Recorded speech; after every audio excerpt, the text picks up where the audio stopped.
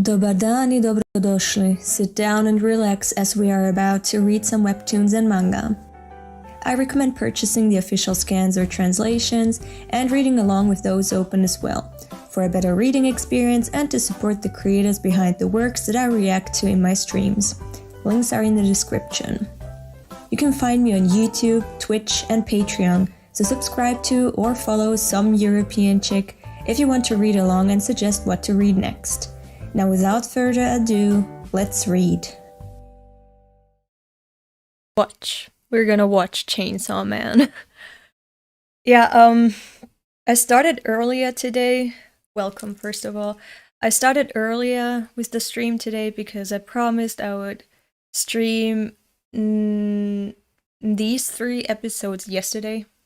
That didn't happen, so I'm doing it today. And I don't know if I can stream episodes 9 to 12 tomorrow because it's New Year's Eve. I don't know. And I don't know if anyone would even watch. And hi, hello penguin. So I don't know if it's gonna happen on tomorrow or the day after tomorrow or the next day after. I don't know yet. I'm gonna see. Maybe I can make it happen tomorrow. I'd be very surprised, but maybe I can make it tomorrow. But we're gonna watch episode 7, 8, and 9 today. If I feel like it, which I doubt, but if I feel like it, we can binge all 6 episodes that are left. I'm not the type to binge. I can't concentrate for that long. But maybe a wonder will happen and we're gonna be able to binge all 6 episodes. I don't know. Although I don't think that would be smart to do for the stream. Okay, so now let us start. First I need to put in the headphones again. You're not gonna hear anything. There's a timestamp you can look at where you can see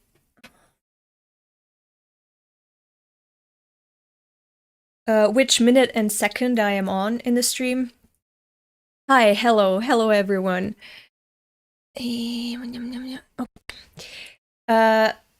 So you can follow along if you wanna. So you're not gonna see a lot because of the censor stripes. You're not gonna hear anything, but I will. And that's the most important thing here. The only thing you can do here is look at me and type a comment in the chat. But hey, I mean, I should say, you're lucky, right? I'm pretty to look at, okay? My mom said so. Oh yeah, and because I'm not gonna be able to see the chat when I go full screen, I'm gonna have my phone with the chat here. So, well, there we go. Okay. Hold on, I just need to get the chat ready and then we can start. Woohoo! A new Yaoi update. Come on. But I have to say, my internet now is so much better than my internet before. See, bitch, shut up. Shut up. Shut up. Okay. Okay. I'm done shutting myself up. And now I can start watching. Hold on, where's the player? Oh, episode something. We're here for you, our favorite reactor and her wisdom. What type of wisdom? Hi! Oh, by the way, Starchball, I forgot to say that publicly yesterday. Starchball was so nice and gifted me something for Christmas. It was 2 volumes of Golden Kamuy. That's so nice. I was so happy, but also you didn't have to. But still, thank you very much. That was so nice. Now I have 6 Yeah, 6 volumes of Golden Kamuy. None of them bought by myself. That's amazing. Maybe on 2nd you have a nice New Year's too. Oh yeah. On the 2nd of January. Yeah, okay. Hold on. Where's the player? Okay, we're gonna start now.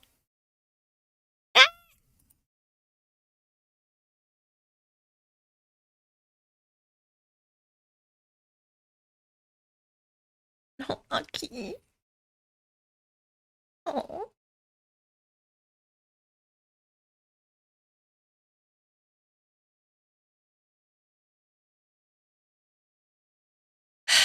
My boy. Do you see what he did there? He was actually prepared to sacrifice himself for the others, especially when he saw Aki doing the same for him. Maximum the hormone!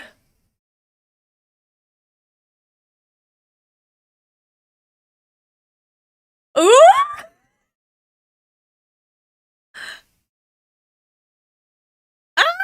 I love this! It's so hype with Maximum the hormone.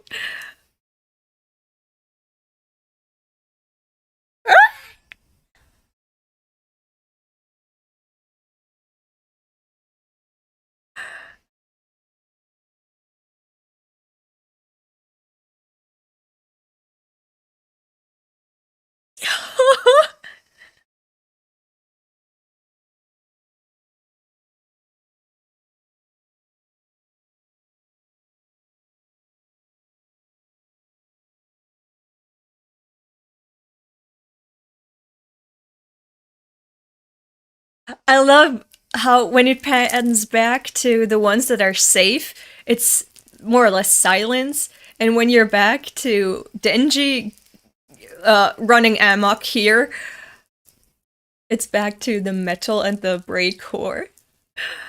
That was so hype. I think I have to rewatch that. That was so good. Sorry, I have to watch it again. That was so good. I love it.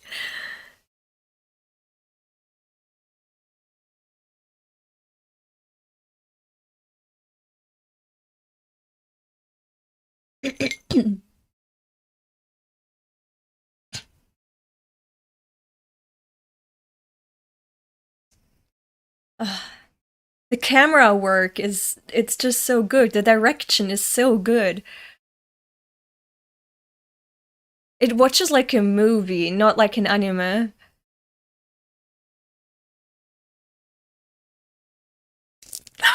The music! It's so good!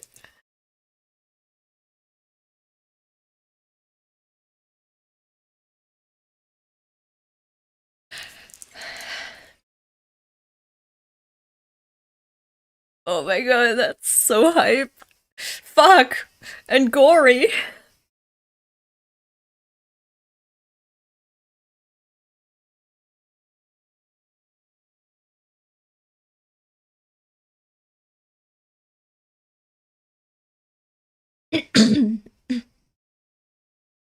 Oh, I will try singing Nao-chan's part. Akuma no ta, akuma no to maori konako. No, I'm not gonna ruin the scene for everyone else. Oh, it looks so good. Also, I find it interesting that the Eternity Devil here has a female voice. And while we're speaking of voices, you know how before the anime aired, I described the type of voice that I have in mind for Chainsaw Man, like after Denji transformed into Chainsaw Man, and for the other devils. I realized I described exactly what happened in Hellraiser 2022 with the Cenobites and their voices. So, if you can, do watch Hellraiser 2022. It's amazing. And also, when you hear the Cenobites talking, you're gonna hear what I imagine for Denji and all the other devils to sound like.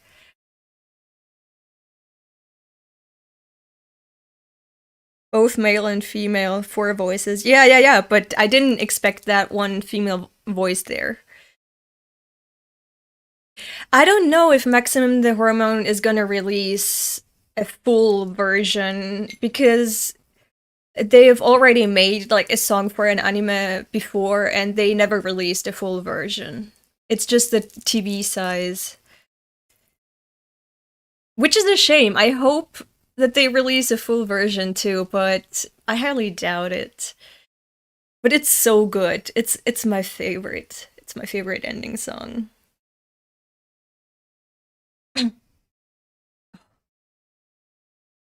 And they're just watching him get torn apart again and again for their sakes. Drink his blood. Yep, that's it. It's so disgusting how he can just eat a devil raw.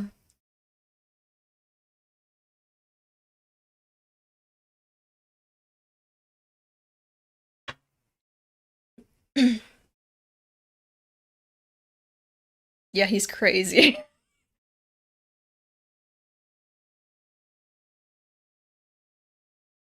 There he is.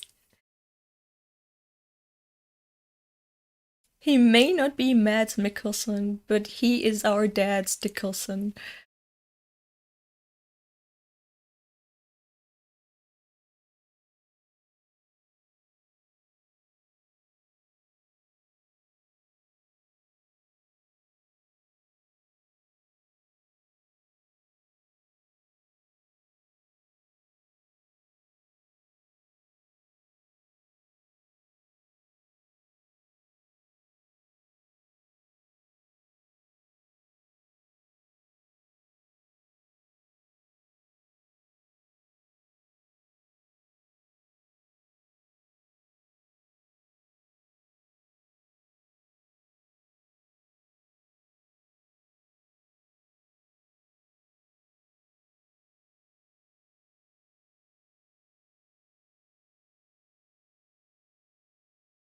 Sorry for not commenting, but it's quiet.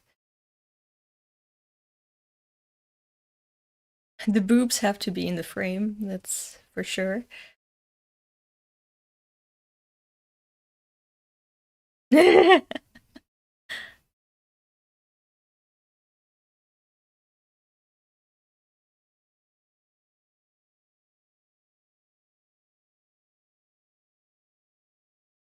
Aww.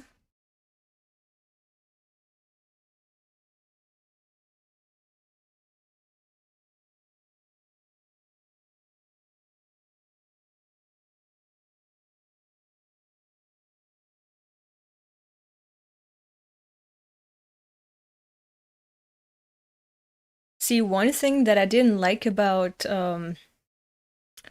Charlie, Moist Critical, whatever, about his review of Chainsaw Man is he said it's just fun, mindless gore and action, but Chainsaw Man isn't just that.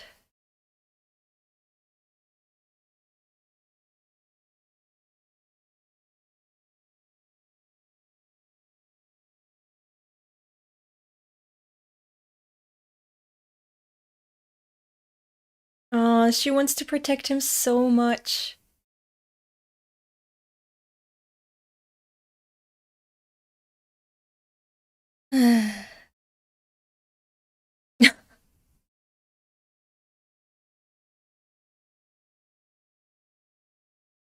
Wild Raven. That's the brand. Yeah, and she wants to protect him because she doesn't want him to die.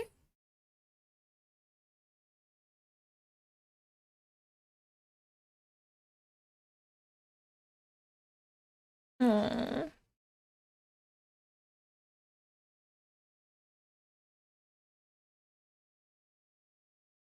Isuse. That scared me. That was a jump scare.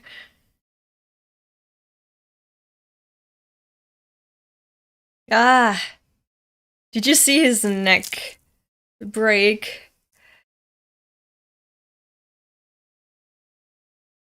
Oh, that's so cool.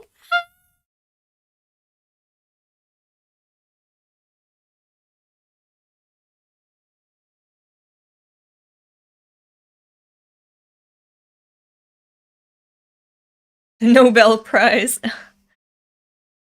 Okay, OBS disconnected and reconnected. What the fuck?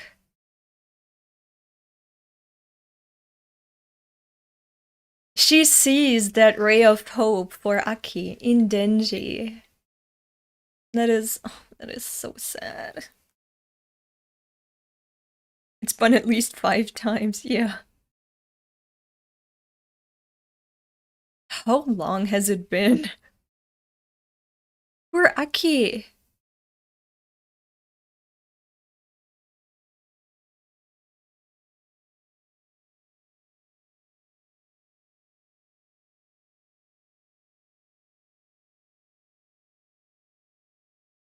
Three days since he got stabbed and he's still alive. Oh, look how oh my god. Oh, that's so cute. My ship.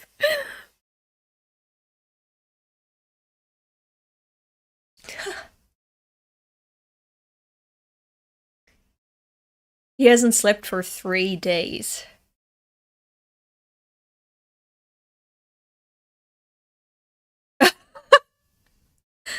But why don't we see why the devil let them go?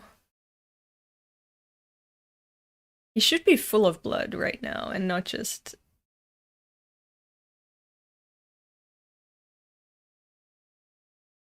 I just took a huge shit.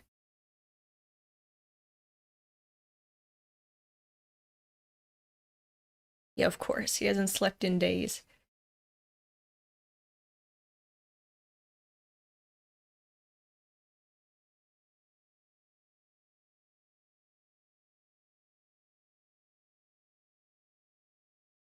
He should be full of blood, not just a few sprinkles here and there. Why don't we see... Hold on. Why don't we see why the Eternity Devil let them go? Is it gonna appear later on, or did they just skip it?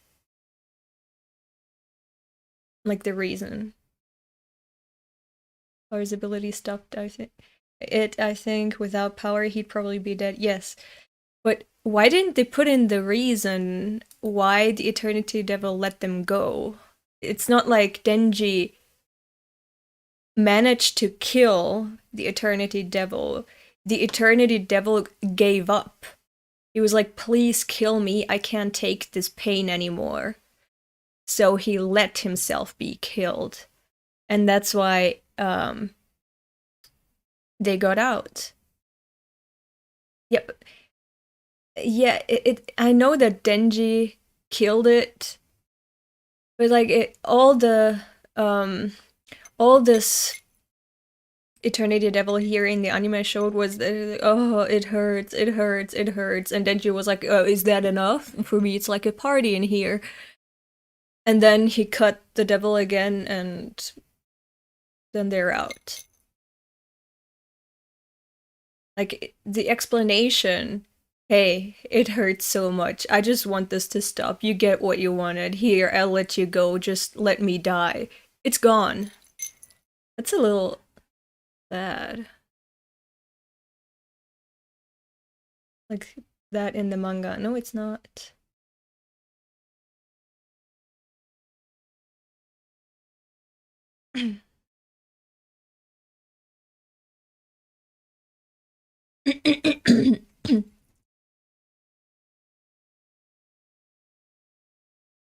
Okay, a time skip. Alright. Okay.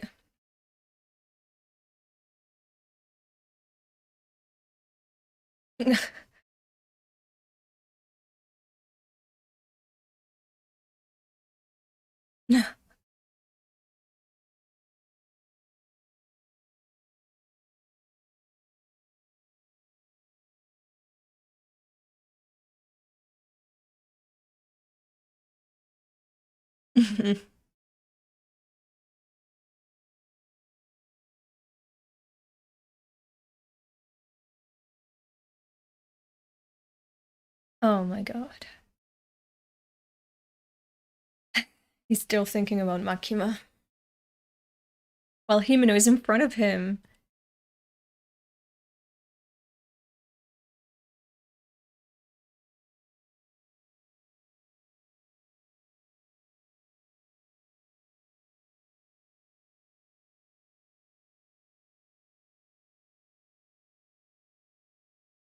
Yeah.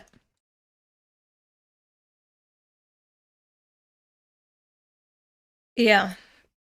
She's asking the right questions.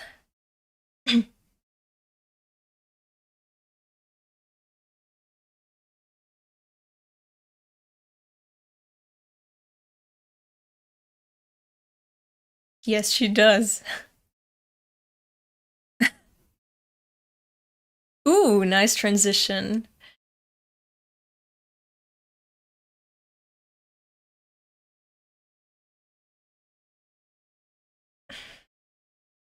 Fujimoto is the name of that restaurant. Nice.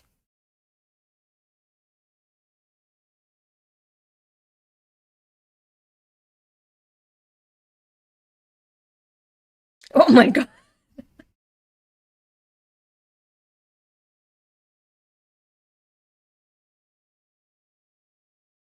Aw, cute. She's my type too. Oh, oh, oh, oh! Did you see? Did you did you see Arai following Kobenu with his eyes? Ah, I see that. I see that. Also, this is such a nice scene. Please, if you haven't read the manga, just appreciate this scene. Them going drinking all together, having fun, having defeated one of the worst foes they've had so far. Just take it in and enjoy it, appreciate it, because this is never gonna come back. This type of happiness.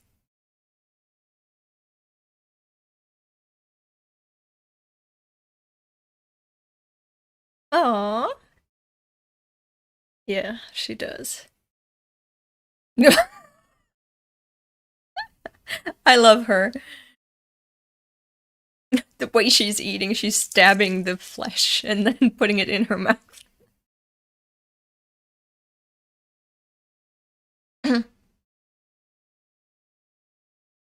Aww. Kisu tempura.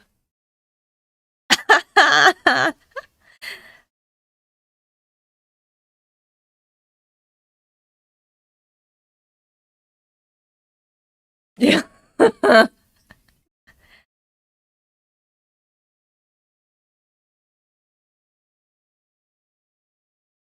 This is one thing that I love about Denji. Um, Sorry for pausing, but I want to see what's happening and talk at the same time.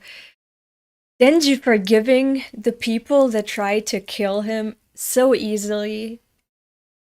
It's one of the virtues that I probably could never have. He is so forgiving. He doesn't really care that much because he's used to having a shitty life. And as long as he can enjoy tomorrow, he's gonna be happy. He's gonna forgive you. He's gonna be fine. And at first, I wasn't sure why he is like that when the thing with Reza happened. But you can see bits and pieces of this part of his personality here and there. And this is the first time that it really stands out because Himeno, she says it word for word. Can you forgive us for trying to kill you? And he was like, yeah. of course, all is forgiven. Because he can look forward to something in the future. He doesn't get stuck in the past. He is just open to having a brighter future ahead of him. Isn't that so admirable? He's amazing. People call him simple and dumb and just a pervert. I don't agree. Simple. What is simple in this case? Did I listen to the soundtrack? No, I haven't. Forgive you as long as you're a hot lady. Hello, usually when you watch the vids, I came by to say I appreciate your content. Oh, thank you, Arayashiki. She's the best Chainsaw Man reactor. Okay. This is a welcoming party for the rookies, so stand up and introduce yourself. He's one of those typical senpais or just managers, you know, higher ups that are just not flexible. They want everything to have a specific order to show some respect, and he doesn't even know who he's talking to. Like, age does not matter, accomplishments and character matter, okay? And Denji is on a whole nother level from you, sir. The devil you're contracted with.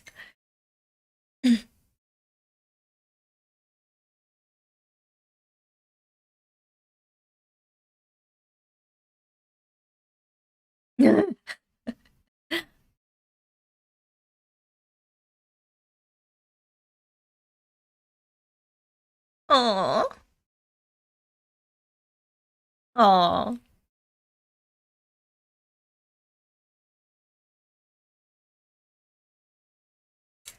See, this is another thing that I hate when people talk about Himeno. I've had one comment that was complaining about how Himeno is female trash, you know, the typical woman that you just can't respect because all she does is drink and smoke and seduce men because she knows that she has the golden pussy and whatever.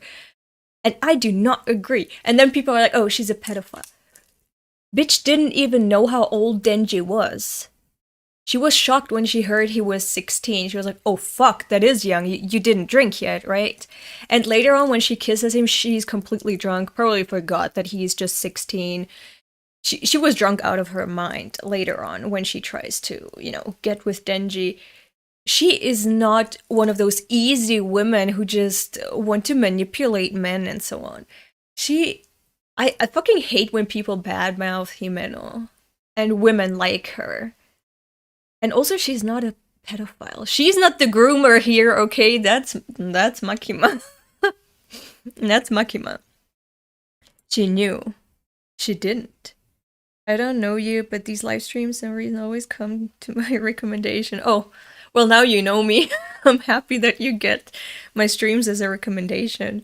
But yeah, he said he was 16 at the table. Yeah, now. He said now that he's 16, if he remembers correctly. But yeah,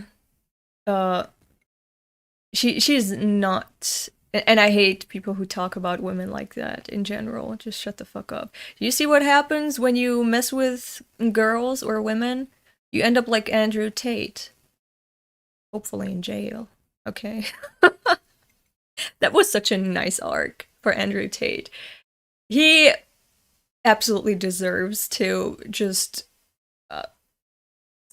get trashed by a teenager and then get thrown in jail.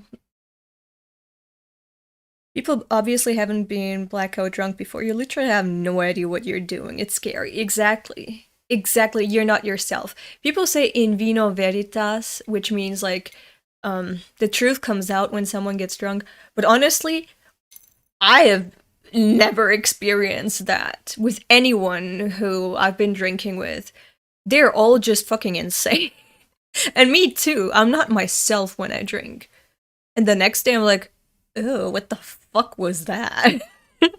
Why did I do that? Why did I say that? Ew, what's wrong with me? And it's not because I'm like, oh my god, my true self came through and I regret it. No, it's like, bitch, who the fuck are you? You say and do things that don't make any fucking sense. None whatsoever. And that's the same with almost everyone that I've been drinking with. Actually, everyone. So yeah, I forgive you, Minnow, for being drunk and forgetting that Shinji is 16. She wanted to... the one thing that struck Himeno about him is, hey, with him around, Aki may survive. And oh, he at least would be interested in me, Denji. While Aki isn't, I don't have a chance with Aki. So while she was drunk, she was like, who cares? Let me have some fun too.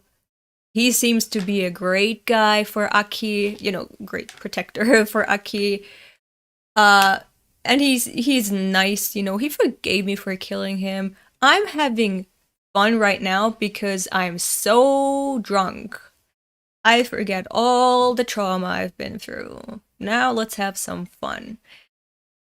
And that is it. So yeah, exactly. Especially on TikTok, people bash her so much and obsess with hating on her. It's crazy. That is absolutely crazy, yeah. And when I defend her, I become a groomer pedo too, according to... That is insane. She's not the groomer here.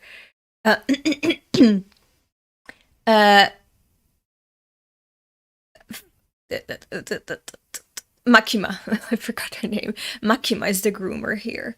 And you can't even say that Makima is a pedophile because she's just using Denji for her own means. Like, she knows what he wants, but it's not like she's interested in him. She's just interested... I almost spoiled something for the non-manga readers, but she's not at all interested in him or any other kids. She just likes to have power and control over people, especially simple ones like Denji. Age does not matter to her in that case. She would, whatever you would desire from her, she would like throw you a bone in that regard from time to time. Doesn't matter what it is. So, but she is a groomer. She's actively grooming Denji. She's manipulating him. Himeno is not doing that. Himeno is just being drunk. You saw while she's sober, she reacted pretty shocked when she found out how young Denji is. Which, then again, we can assume that Aki was older when he came to the Devil Hunter squad here. So yeah. Denji is one of the exceptions when it comes to, you know, the age of Devil Hunters. Makima is not a pedo, but you're a groomer. Yes, exactly. Exactly what I was trying to say. Yeah, I apparently love to dance. When I get that drunk, I also get super friendly and talk to people a lot. Yeah, see? I've seen the videos and I'm like, no way, that's me. Wait. Yeah, right. Same. Just the fact the English subtitles confuse some keywords and phrases, while the Spanish subtitles are much more faithful to the original dialogue. Happy New Year, beautiful, and to all. Happy New Year to all too, if we don't see each other tomorrow, okay? Thank God someone pointed out the behavior of Makima. Yeah. Public safety workers have the worst life imaginable. Let Himeno and other public safety workers spend their 30-year-old lifespan in peace, man. Exactly. Like, you can't... You know, when someone with cancer, let's say someone gets a terminal type of illness, and they decide, you know what, I'm not gonna stick around at my job, or I'm not gonna stick around at college or in school. I'm gonna try to ignore even laws. Like, what can you do? You can punish me by law, but I'm gonna die anyway. So if I let loose, so I forgive people who are, you find out that they're either you know, terminally ill or somehow else are gonna die. I kind of forgive those people for, you know, just ignoring laws, morals. It's not okay, maybe not forgiving, but I understand them. I understand where they're coming from. It depends on what they do, whether I forgive them or not. Like, let's say you want to die and then you fucking have an entire bus full of children and then you drive off a cliff or something. Like, okay, that wanting to die is one thing, but you don't need to take victims with you. So, but but yeah, she's just drunk. She also assumes that because she doesn't know what Denji is, she assumes all of the public safety hunters and private hunters, whatever, that they're people who basically signed a contract to die early. So she thinks we're all in the same boat.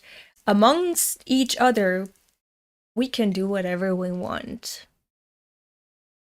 Because we're gonna die tomorrow, perhaps, anyway. I mean, it can happen to any person, but for them, it's like written in stone. They are gonna die soon. So I understand when people who are working in this particular field are like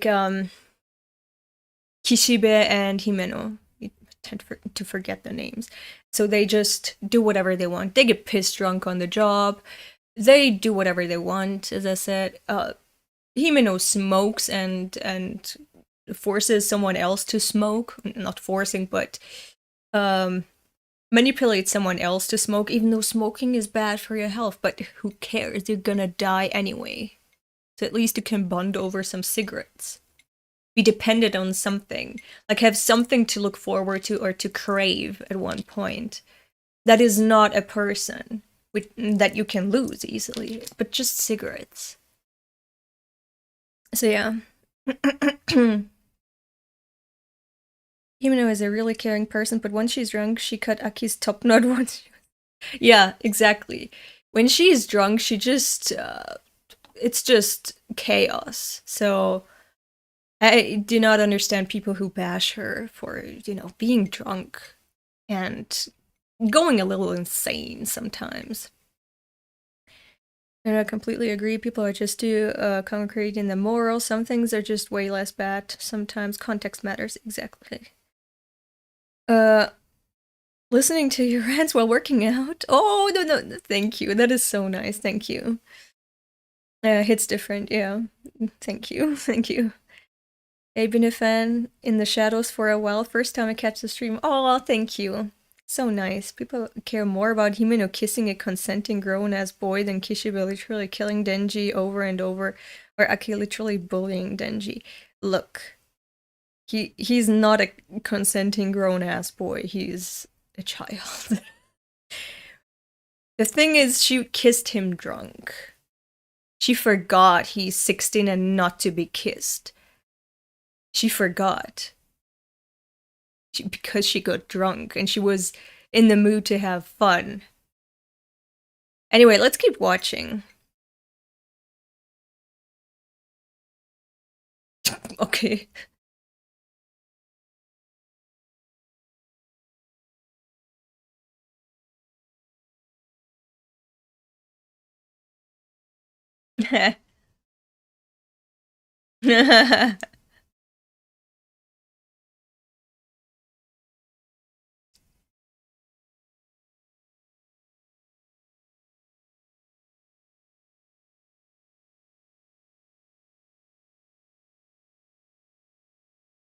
Eight sisters? Fuck.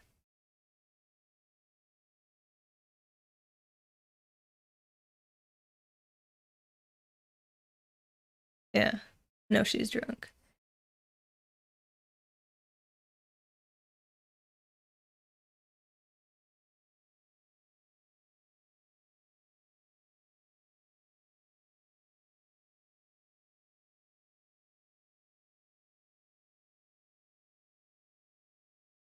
Yeah. Yeah, see? See? It's not just that she kissed Denji, right? She kissed Denji when she was drunk. She kisses everyone when she's drunk. Because then she is happy and she can bond with humans and not worry about tomorrow when they're not going to be there anymore, perhaps. So yeah, while she's drunk, she's just letting loose. Really. She's letting loose, and Denji was not her first and only victim. He just happened to be a minor and she forgot because she's just so used to kissing people when she's drunk and having fun when she's drunk. And that is all.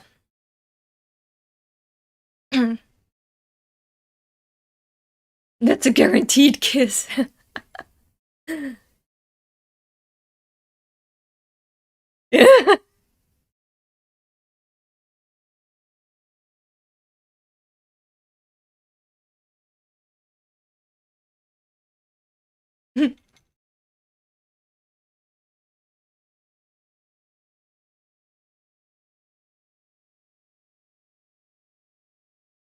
Mhm.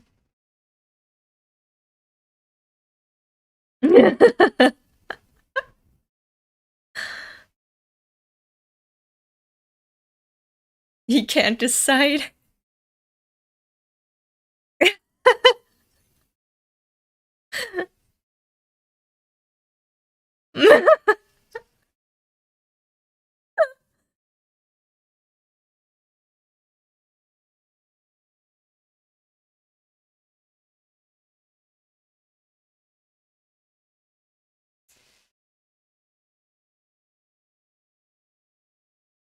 Ooh, yes. Isn't that such a coincidence? Oh, I wonder what is going on. Look at that face. She knows everything.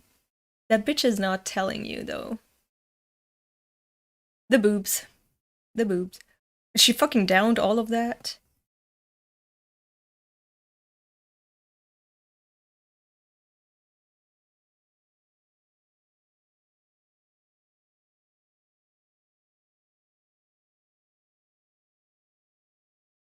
Yeah. They're all getting pissed drunk. Look at them. And look at her. Bitch, your glass is still half full.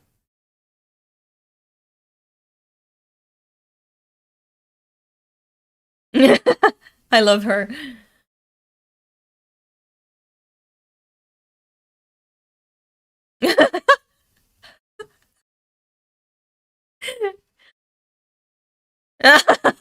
I love her.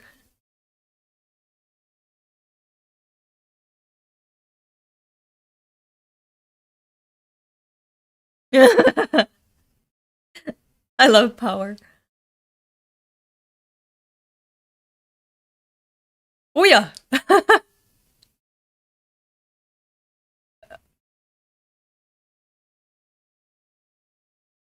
Why is it lasting so long?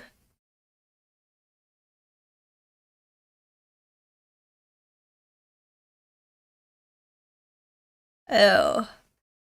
But that was such a graphic kiss, dude. Did you see that? Why was the kiss so drawn out? It was taking so long. They were kissing for a while there, and it looked pretty wild. I need to rewatch that. It looked like it belonged into an ecchi anime. I mean, in the manga, it looked like it took that long too. But just because you're basically stopping time and reading all of Denji's thoughts at once. All of his feelings and thoughts at once. Here it looks like one thought came after the other, so a few seconds, minutes passed already. It felt so long. It felt wrong watching it. I'm feeling like a voyeur watching them kiss. That is insane. I understand why people are feeling a little uncomfortable watching that scene because they know Denji is 16, Himeno is not, and the scene is just played out to be something cute, funny, romantic, sexual, very sexual. But in the manga, it wasn't like that. So I understand why people are feeling uncomfortable, but again, don't fucking blame Himeno.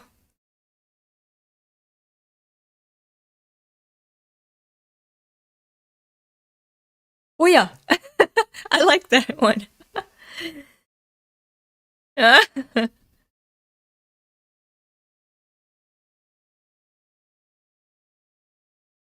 looks so intense. And she's feeling him up.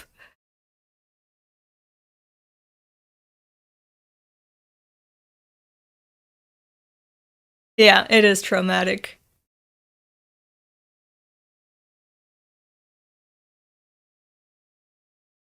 And she keeps barfing into his mouth.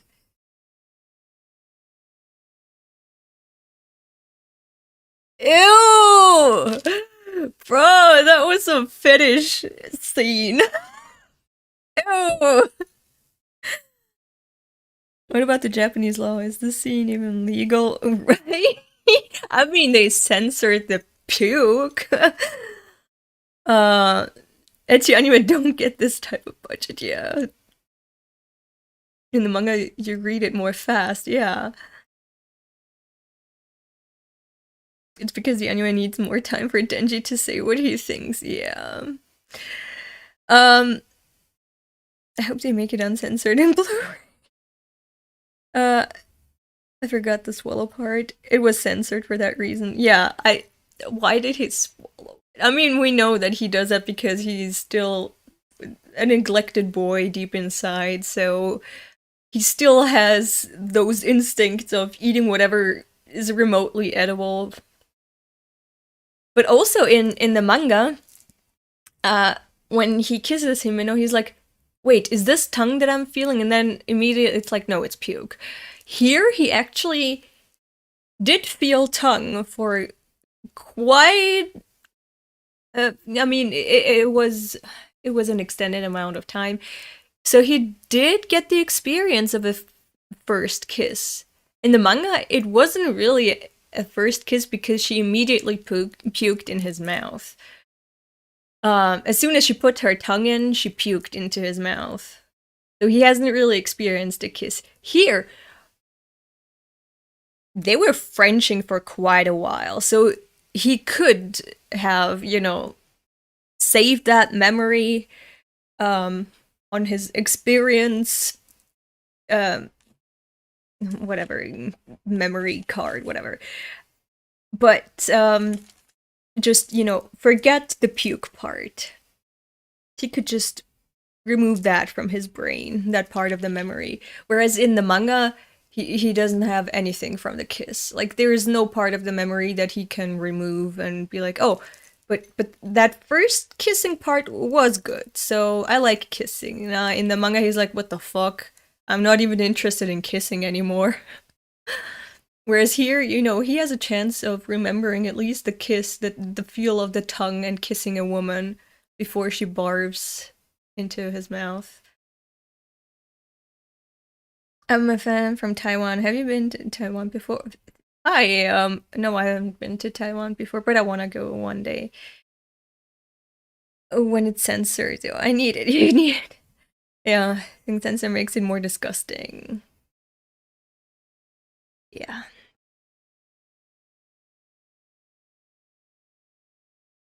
Cute. Ah, fucking hell.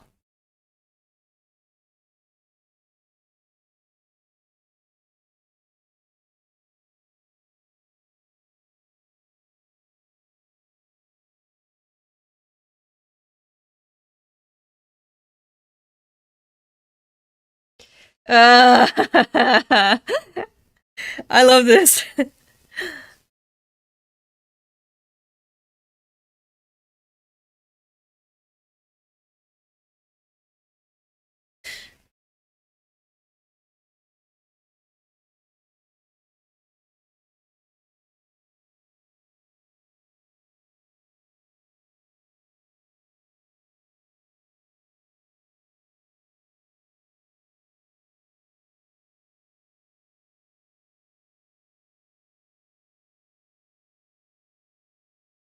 all that food going to waste. It sounds pretty realistic. You know, I know what puking sounds like.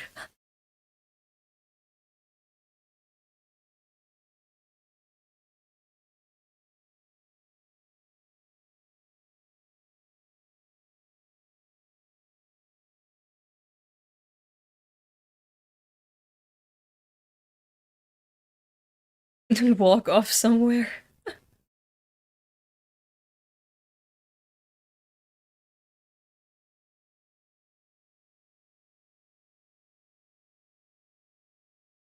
Very dingy. This scene is the puke girl.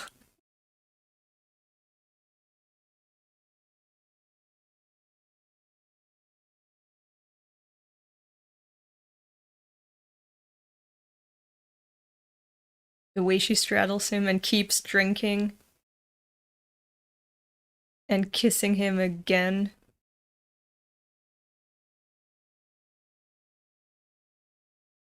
See, she's not even sure who he is. She's so drunk.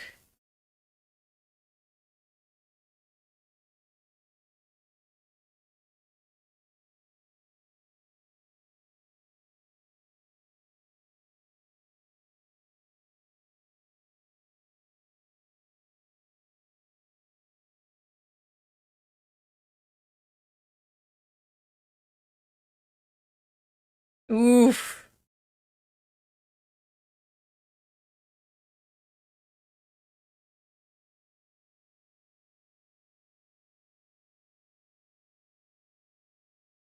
This is so sad.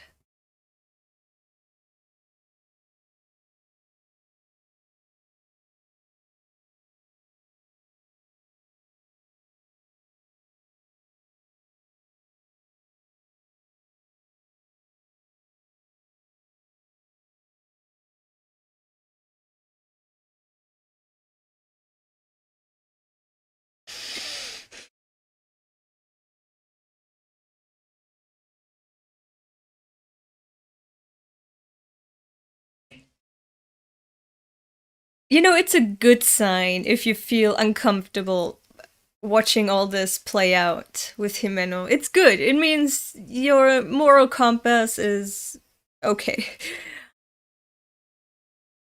But still, please don't judge Himeno just based on that.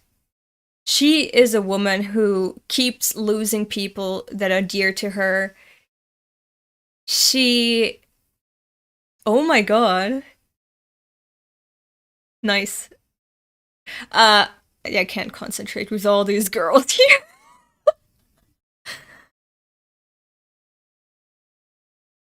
It doesn't feel right to see Kobini like that. This does feel right, too. Okay.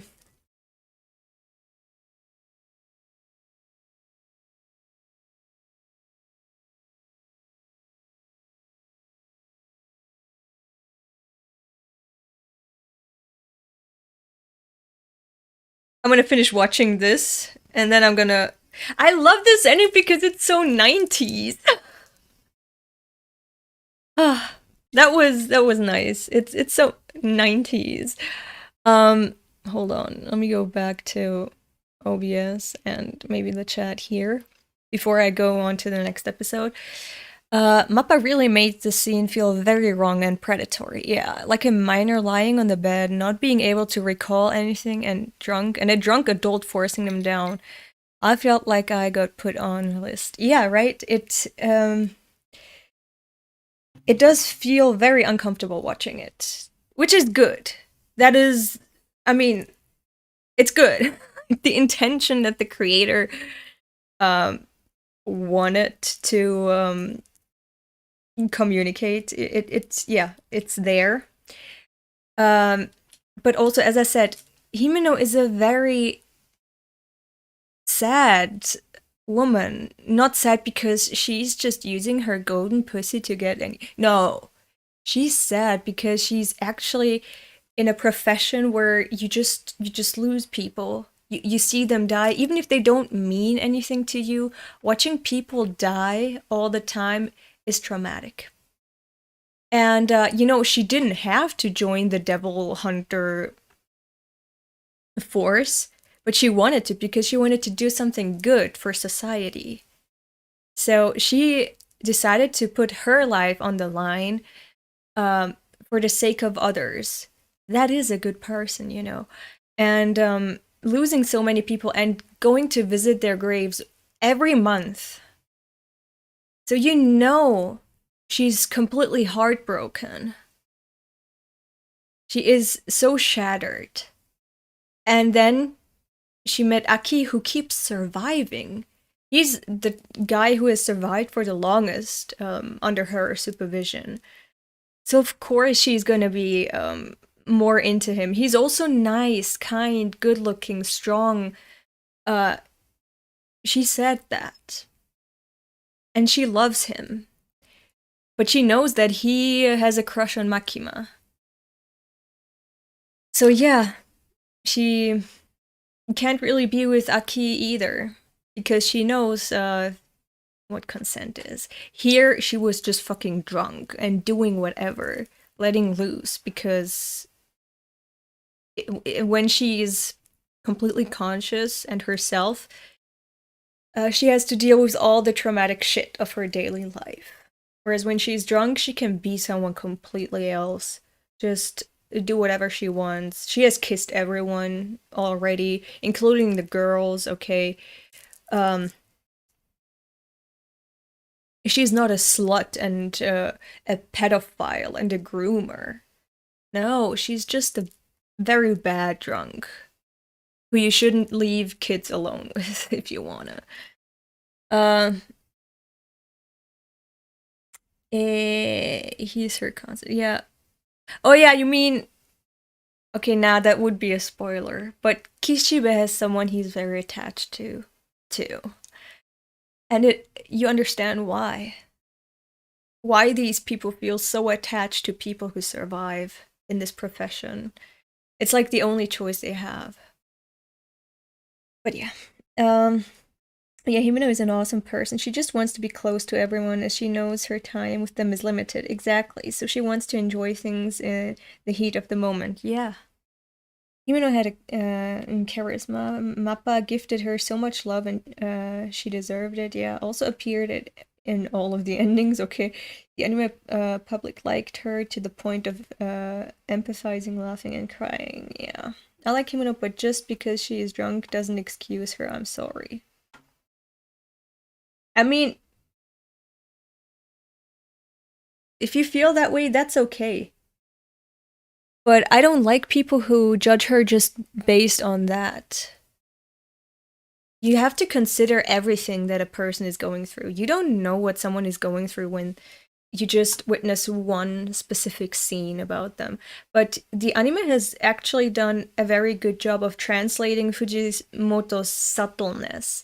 Like, Fujimoto doesn't need to give you a complete flashback of a person. He just needs to throw you bits and pieces of their daily life so you can see what type of person they are and what they're going through. And you have to, read between the lines too. And that's how you get to know the people in Chainsaw Man. It feels very organic, just like how you get to know a person in real life. You don't know everything about them when you meet them at the age of 30 or something. The past 30 years do not exist in your mind of that person.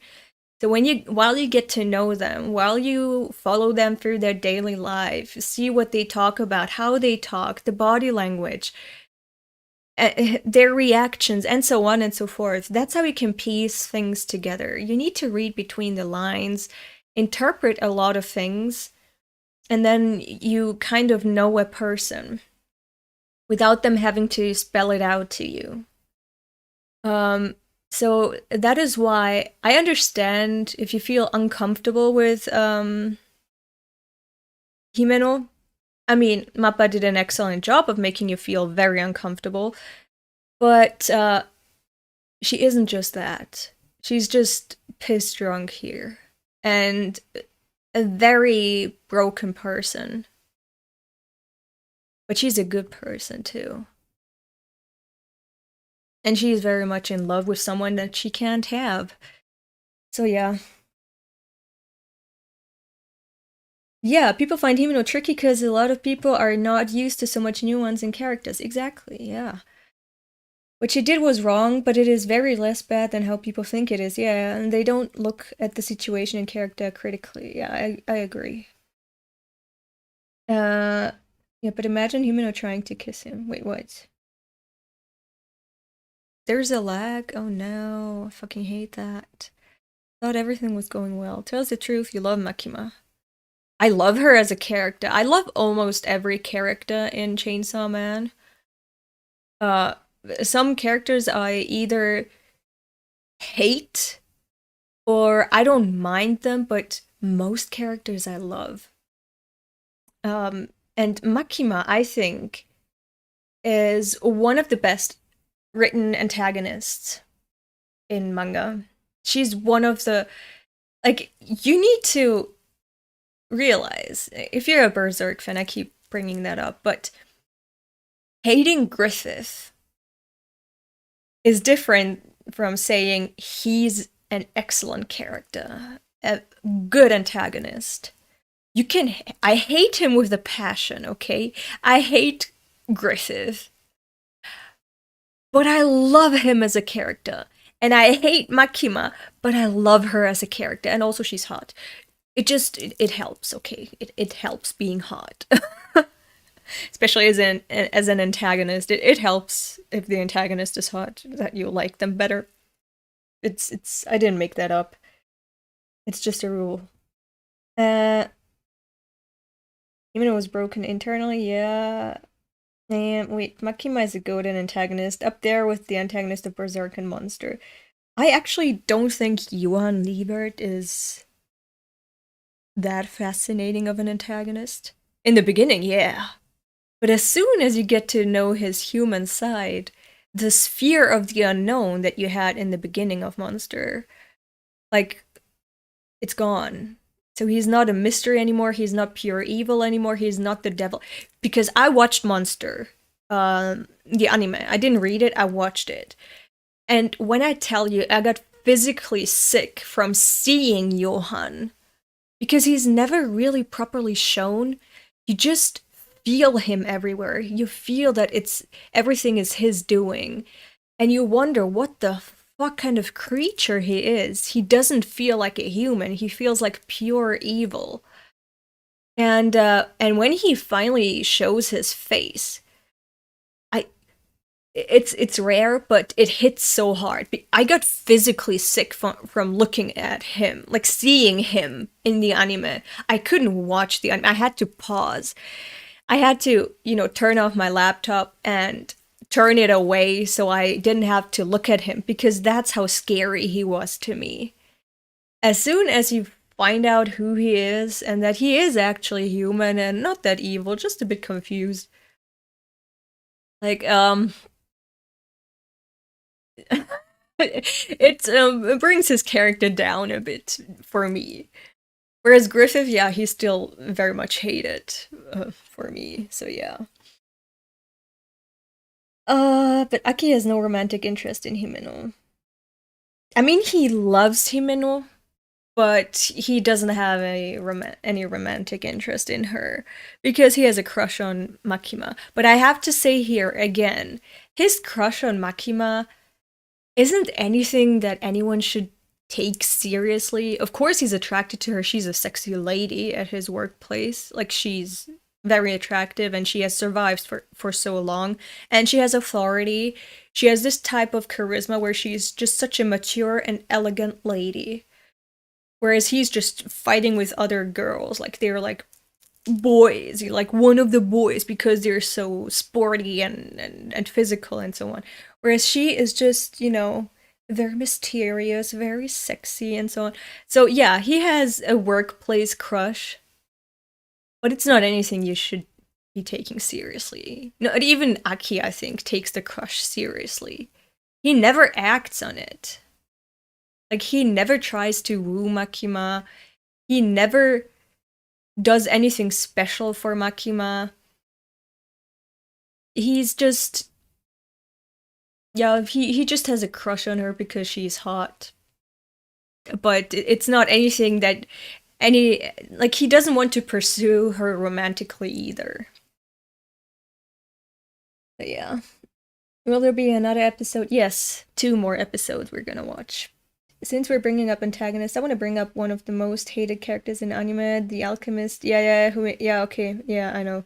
He probably admires her more than actually likes her. Yeah, it's just a cute little crush, you know. It's something very surface level. It's a, you know, when I have a hot, let's say, teacher or professor or whatever, you're like, damn, well, if he asked me to write an essay on this, yeah, I would do it. I wouldn't do it for another professor, but if he asked me, yeah.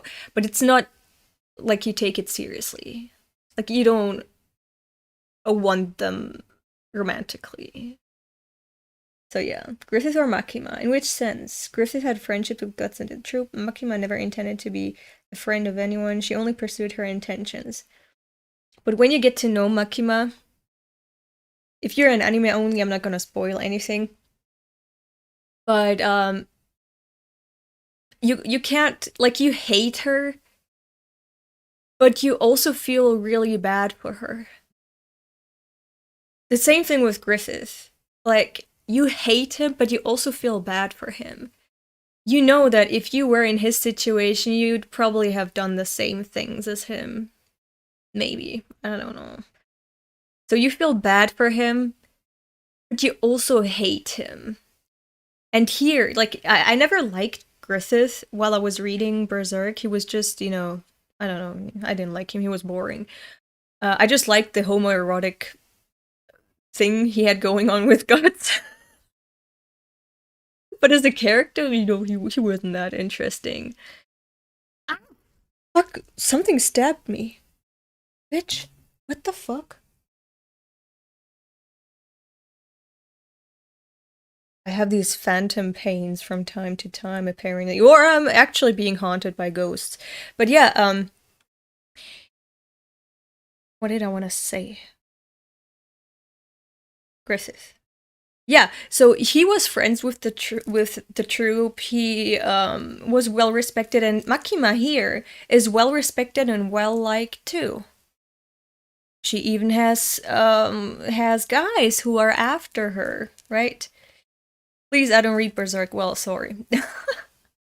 And same thing for Griffith. Like, Griffith and Makima are basically the same. Like, they are these intellectual schemers who are using people for their own goals. And they're also admired by some people. So you feel bad for them, but you also hate them for what they're doing. So yeah. But you don't like femto? Well, the thing is, yeah, I'm not gonna talk about that. But yeah, I'm not gonna talk about Griffith and femto and Berserk anymore. I just wanted to show like that parallel. If you've read Berserk and you like Griffith, but you've also read, I was about to say Fire Punch, Chainsaw Man, and you don't like Makima, then I'm just gonna assume it's sexism because they're so similar. They're so similar in their role and how they're constructed as an antagonist. There's basically no difference. So if you like one because they're, I don't know, a hot twink or a femboy or whatever, but you don't like a woman, I'm gonna assume the worst. Ella, please say Chainsaw Man spoilers. I will edit or timestamp later, please. I didn't spoil anything. I didn't spoil anything. I didn't say why. I hate Makima. Yeah, I mean, I said she uses people, but I didn't say why specifically. And I didn't also say why I feel bad for her. I said when you get to know her, you feel bad for her. I didn't say anything specific. I didn't bring up any spoiler as far as I know, right? I mean, you can say spoilers. It's so you can spoil and give us a better understanding of what you're saying. Ah, okay, that's what you meant, Epi. Sorry. Yeah, but I don't want to spoil it, actually. I don't want to spoil it. I want to make this as accessible for everyone. Like, those who have read it, they know what I'm talking about. And those who haven't read the manga, they will find out. But they are gonna remember my words about her.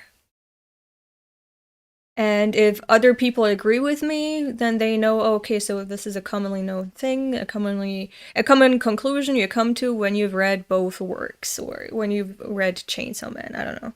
But at least we're pretty sure Makima thinks she's doing the right thing. Griffith was always in it for himself.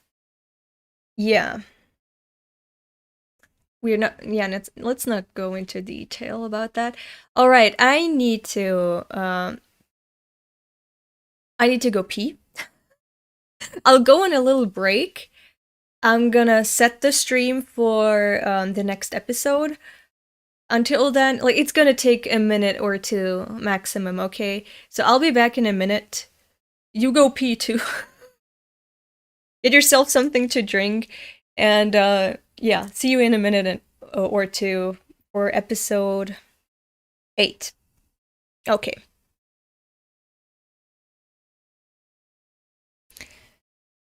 Alright, let me just make sure that timestamp is gonna follow episode 8. Okay. Alright, people are by Himeno doing stuff with the minor. I can't imagine how they'd react to Santa Claus International Assassin's Arc. Yeah, okay. Ooh. No spoilers, but you're gonna see what an actual pedophile and groomer is. You know, with Makima, you have just a groomer. But later on, or if you read the manga, or if you wait for the anime, later on, you're gonna find out what a pedophile and groomer is, okay? I need something to drink. I mean, the movie might be the best in terms of animation and production, but the problem, as always, is the distribution. I have no idea what you're talking about.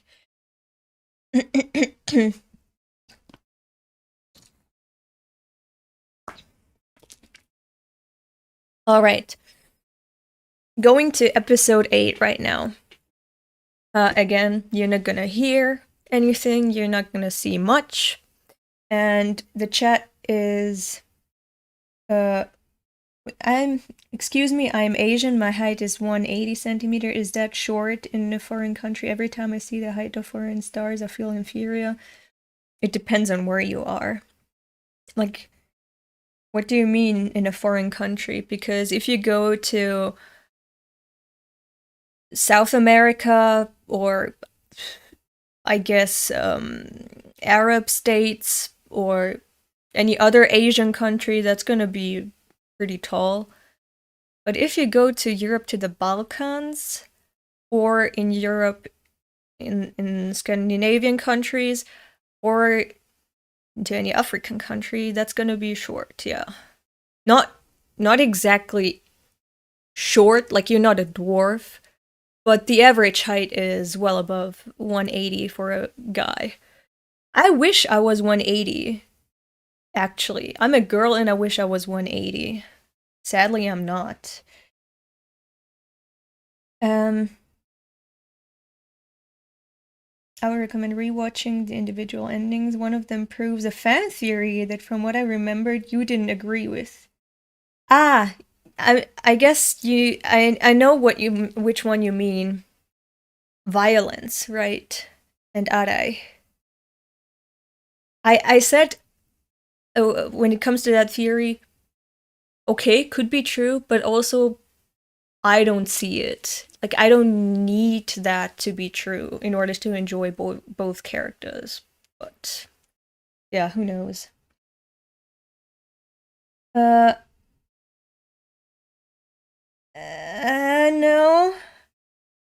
No, Patrick Azarella, first of all, that's a spoiler, and second of all, no. No, actually, no. But yeah, I am gonna. What I'm gonna do now? Yeah, I'm gonna watch episode 8 now. I'm gonna start now.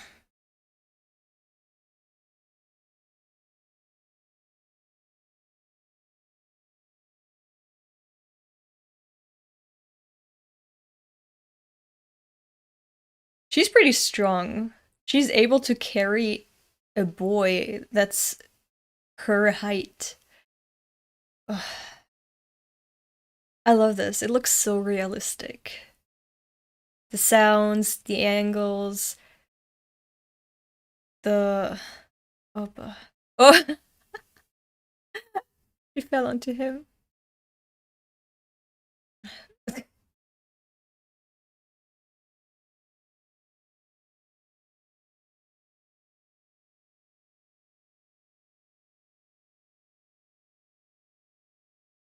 He's wearing sandals. I mean, his toes and toenails are nice for a neglected boy.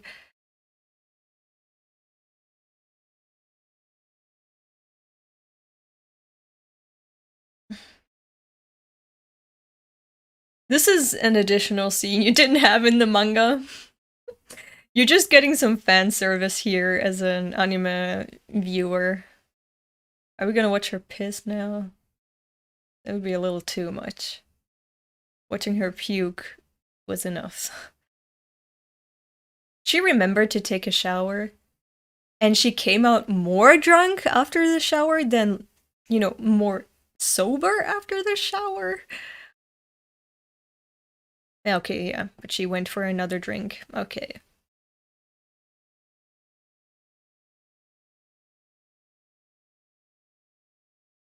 She probably already forgot that she has someone lying in her bed.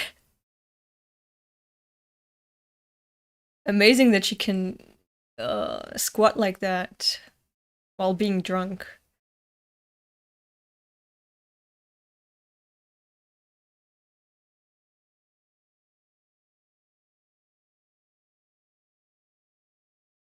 See, she forgot there's someone in her room already.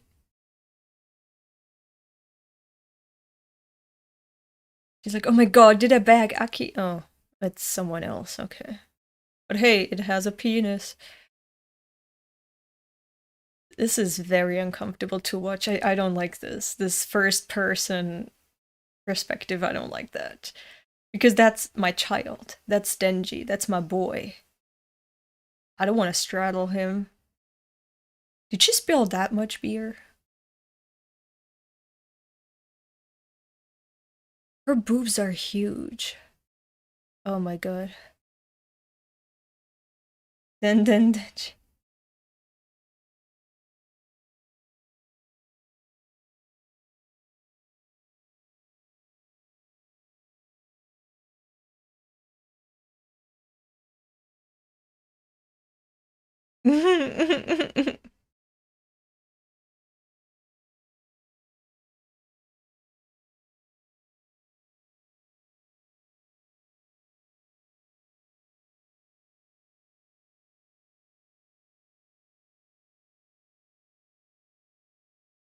And now she remembered Aki, and now she's frustrated because of Aki. This is so sad.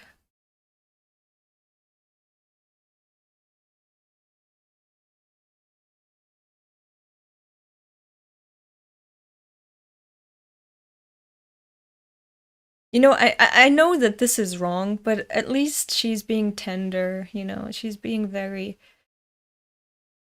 very nice. Like, she could be like a violent drunk who assaults people, but she's actually pretty sweet on him, whoever she thinks her partner is.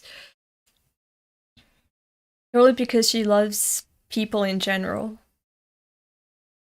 And Twitter Justice Warriors caring about lolicons only. I mean, I care about lolicons. They're the scum of the earth. But, you know, you can talk about those.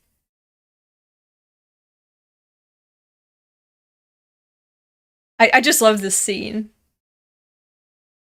But also takes things more seriously, you know what a lolicon is, and know what a groomer is, know what a pedophile is, know what an abuser is. Because those are different things. Like Makima, as I said, groomer but not a pedophile. Himeno, a very bad drunk who's very sad. And did something she wasn't even aware of while she was drunk. You see, we also say, I have to stop the intro here because I can't concentrate with this running in the background. But you know how we say people who are drunk cannot consent to sex? Well, I mean, she wasn't in her right mind either. And because she's drunk. I mean, yeah, a child had to suffer the consequences. But if it was the other way around, who would you blame, you know? If Himeno was so drunk and so, receptive, and Denji didn't care about that stuff, because he doesn't really know what consent is, and sees that she is really receptive, and let's say they did it, who would be in the wrong? Would it be Himeno because she's the older one? Or would it be Denji because he did it with someone who's drunk and can't consent? See, that's complicated. That is complicated. And here, unfortunately, you have the drunk one doing something to the kid. But still, Himeno wasn't in her right mind. She's not usually a pedophile. She's not usually a groomer. She's not usually a sexual assailant, okay? I mean, yeah, when she's drunk, she kisses people and so on. Maybe sleeps with them. But she doesn't even know what the fuck Denji is doing here, who he is. She just remembered. Aki got frustrated. Oh, there is a boy in her bed. Okay, let's do it. Whoever the fuck you are. I don't know where you spawned from, but you're in my bed. I'm in my bed. You're a boy. I'm a girl. It's bad, I know. But please don't call her a pedophile. It is bad, it should make you uncomfortable. But she's not just that, okay? She's not just that person. She's so much more. Himeno is so much more than a pedophile. But yeah. She's rational enough not to take Adai home. I mean, she just went for Denji. Because it was her fault that he had to puke. But yeah. Lolicons need to be sent to the gulag, yeah. But yeah. I'm drunk, so it's Himeno in the wrong here, but yeah, I like her, she's a sweet person. Yeah. Who the fuck would like to take Adai home? Stop. But yeah, you gotta learn the difference, and when people on Twitter get mad, I mean, they get mad for a good reason when they talk about, harm done to children, because whether it's lolicons or pedophiles or just abusers, groomers, they're all exacting harm onto a child in a different way. Whether they know it or deny it, it is true. But not saying like, oh, don't take Himeno seriously, she's not a real person, she's just pixels on your computer, and that's not what I'm saying. I'm saying that she is generally, don't try to focus just on that mishap that happened. She completely forgot Denji is 16. She completely forgot. She's not in her right mind. And usually you would also say, oh, aren't the other adults responsible for what Denji is going through with her? Because there were other adults on that table. So they should have, if they know, okay, one of us adults gets really bad when they're drunk, someone please watch out for the kid. So it's also on the other adults for not being able to protect Denji from Himeno. Himeno is drunk. Denji was out of it in general. So it was on the other adults to take care of Denji, in my opinion. Very off topic, but are you gonna continue reading Punpun? Yes. Japanese female fans absolutely hate and resent Himeno. Yeah, people will hate everything given the chance. Absolutely. I love Himeno. She's such a great character. Himeno was projecting Aki onto Denji, exactly. She remembered Aki when she was talking about Makima and how everyone swoons over her. Oh no, Aki, oh god, someone I can't have, someone I love. She got frustrated. Remember she asking Denji for an alliance to get Aki. Yeah, but that's gonna happen in this episode. No spoilers. Obviously people are going to be like this, canceling ChainsawMan for that trash, but they just haters. Some would even do these things. Every single one of those Twitter rats who hate everything are creeps. Exactly. At the end of the day, someone needs to be responsible. They're both drunk, and if something happens, she is responsible. I think Aki saw her drunk and gave up his romantic feelings for her? What? No, what? That's a headcanon that came out of nowhere. What? Like, what makes you think that? I mean, it's okay if you think that, but why would you project your distaste for a woman who gets drunk onto someone else? Like, I think that's a you thing, okay? We know that you don't like people who drink, women who drink. You don't find them sexy anymore. But, why would you assume that for Aki? Yumino is my favorite bad influence. So far, anything you don't like about the adaptation? No. I like it. I think they did a really good job. Because while it does feel different and give you content differently than the manga, it's a refreshing experience that still manages to take care of showing Fujimoto's subtlety.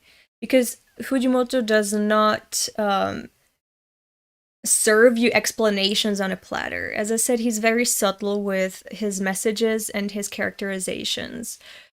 And the plot is still like a mystery. There's still mystery elements here.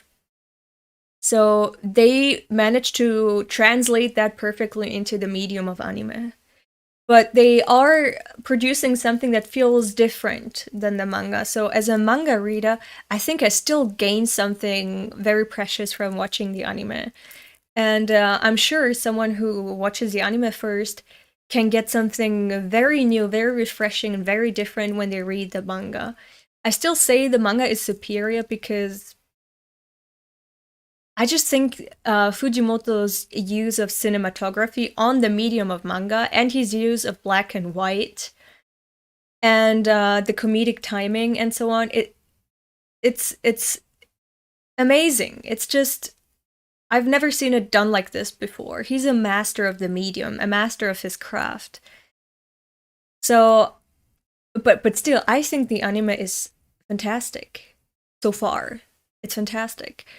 And I like it.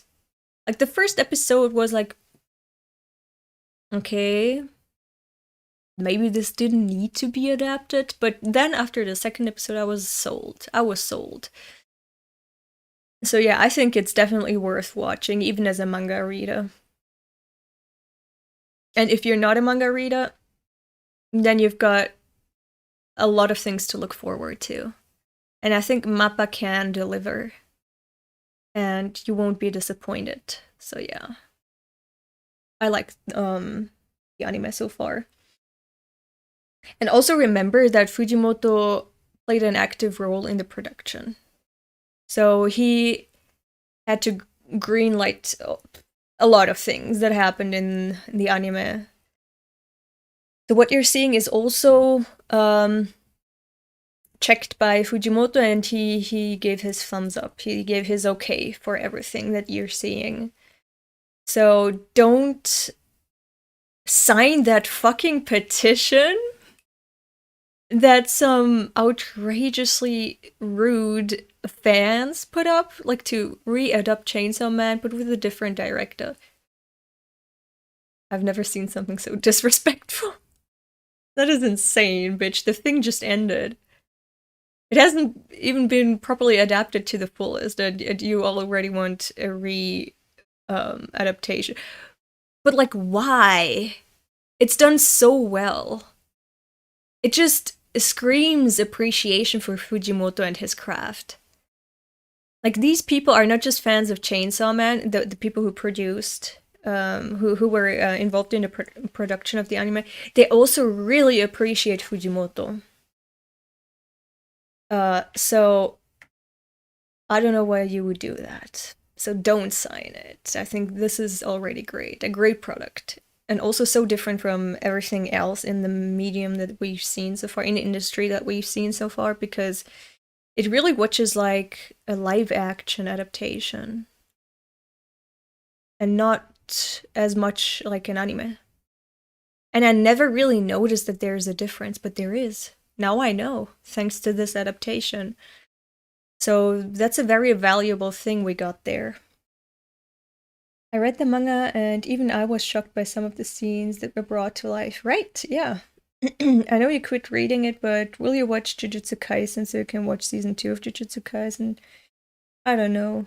Not really. Most people don't understand why it's made so cinematic. But then that's their personal problem. Why did it try to make it everyone else's problem? That is so dumb. I have a doubt if they are going to put so much budget for a second season that it is a movie. It is a movie? Who the fuck said there's gonna be a movie? Did I miss something? Did I miss something? There was one interview with him where they pushed out a plushie on the chair in his place. I can't find the link now. Yeah, because they deleted it, actually. He said that he wants the anime to be another experience, not creating the same thing twice. Exactly.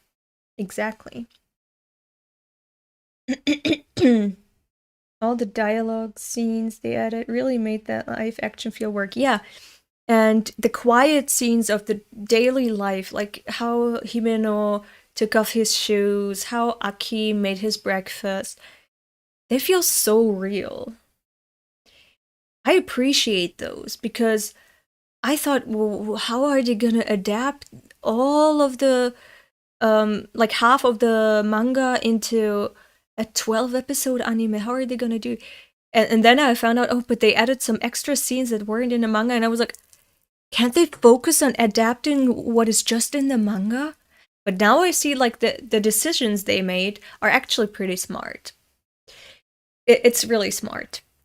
And I like the decisions they made. Like, I don't mind that much that they left the muscle devil arc, if you can call it that they left that one out. I don't mind the extra seconds of interactions they added. It really doesn't mind. It just makes it more fleshed out and makes it more human. It makes it more realistic. And this is something that you watch move. So it needs to feel more human in that regard. So yeah. As I said, I'm... Until episode 12, some haters still complain about the CGI.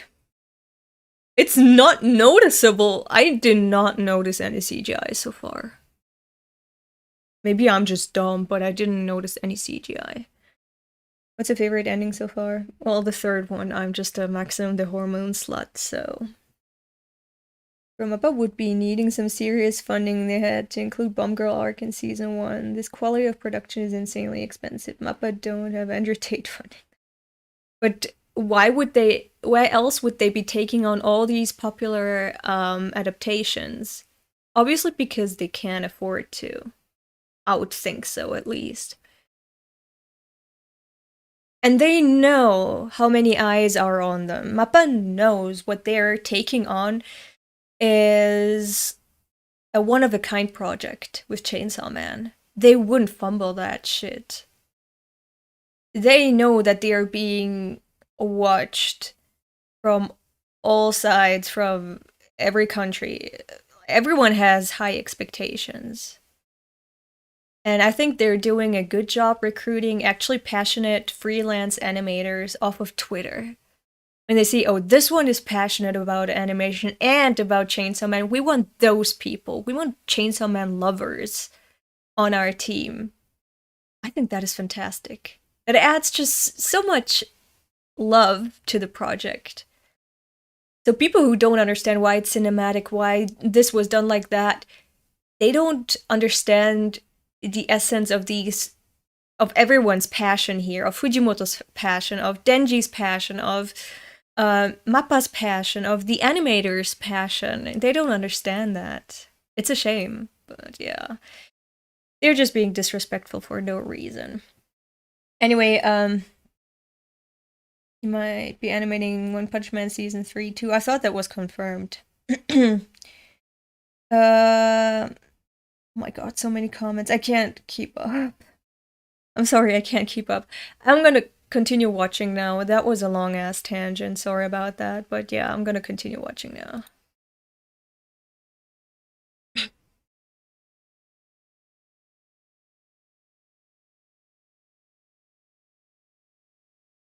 The door. The explosion. I wonder what the future devil is gonna sound like. Because he's so super creepy, but also kind of ridiculous. Like, very silly in the manga. But he is just fucking creepy to look at. So I wonder what he's gonna sound like. Do what? He said do what? But look where his eyes went for a second.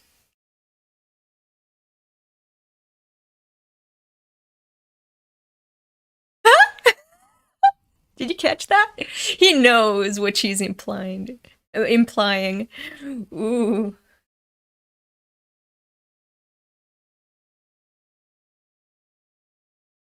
Tuh.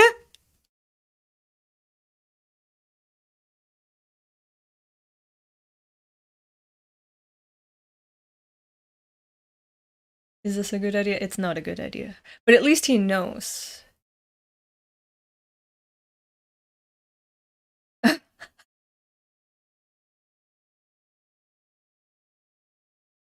She took off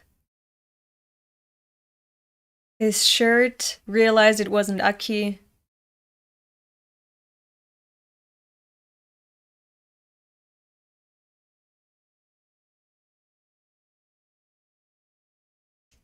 Ew, this is so uncomfortable to watch. Did it ever get this far in the manga? This feels so wrong. I don't want to see this. Yeah, she's not. Wait, what? Huh?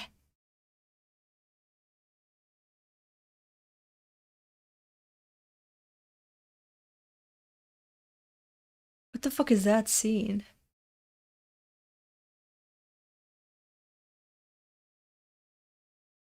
Did that happen in the manga? I forgot. I completely forgot.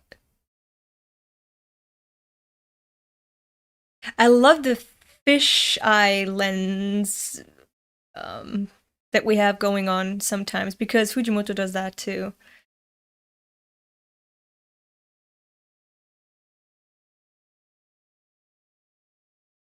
Ah, yeah, now I remember this. Yeah, I remember this scene actually.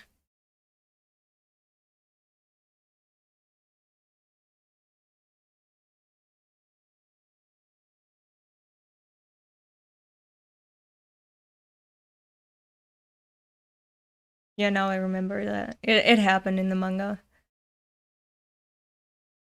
I just don't know why it's so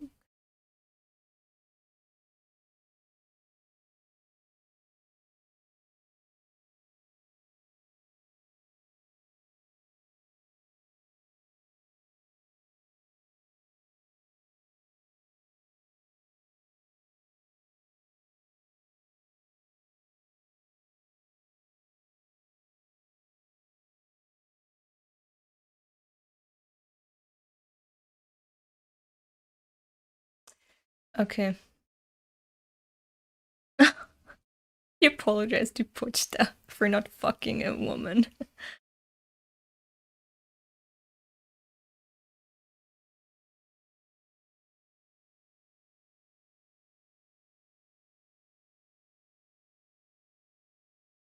Anyway, that was a very drawn out, very unnecessarily detailed graphic scene between Denji and Himeno.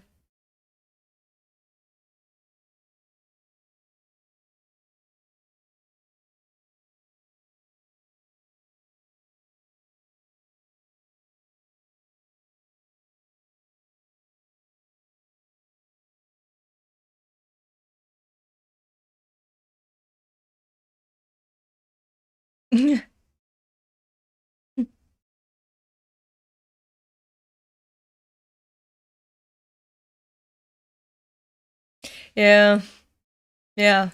See, she does know what laws and morals are. She just completely was out of it when she was drunk. She probably didn't even notice it was Denji.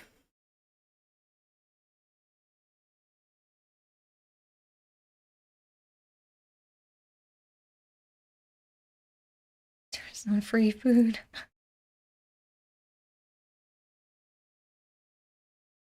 Joski. I like the shit out of her.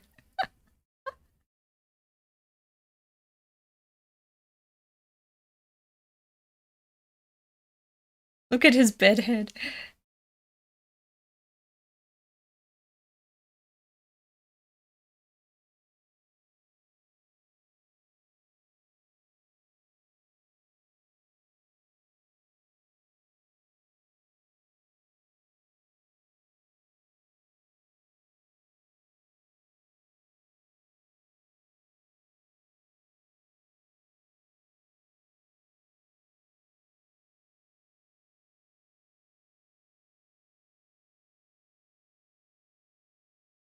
Uh-huh.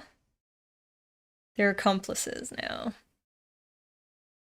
Of course she would offer that. Because if she gets rid of her, look how nice. Well, her.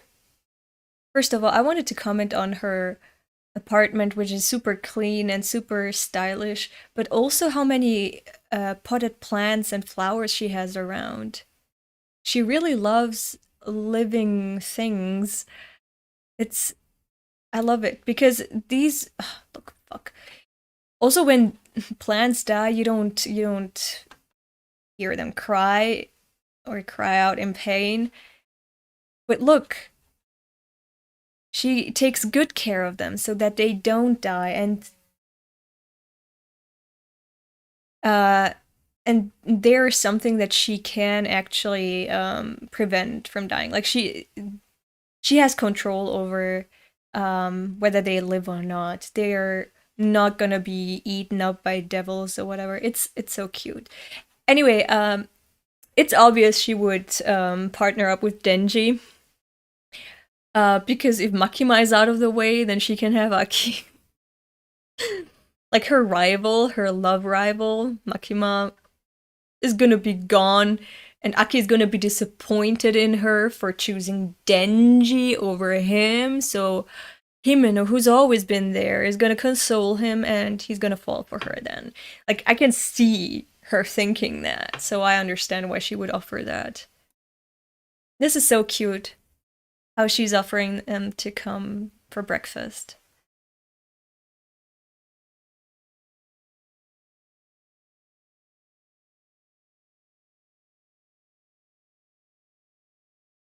Oh yeah, I remember now. Look how much detail is given to just random ass characters.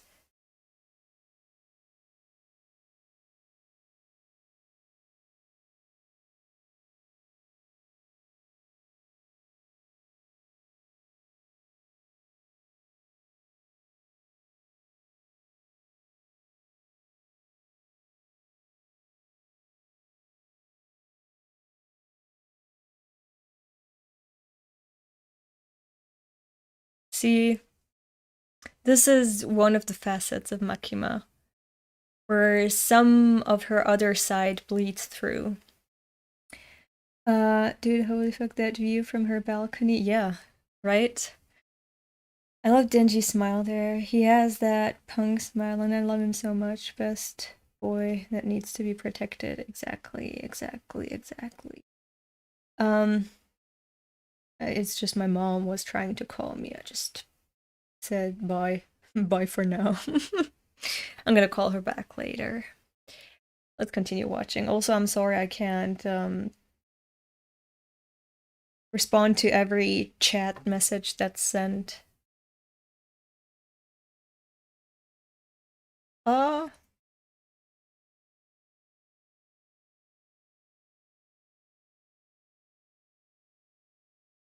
uh-huh. Uh-huh.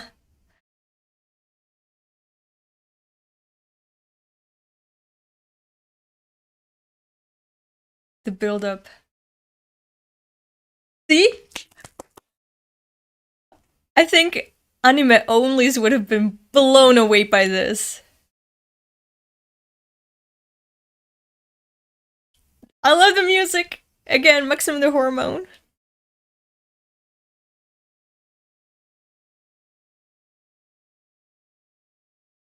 That was also such a jump scare. Even though I knew what was gonna happen, it fucking scared me. The buildup was so intense, and it was so quiet, and then all of a sudden, death.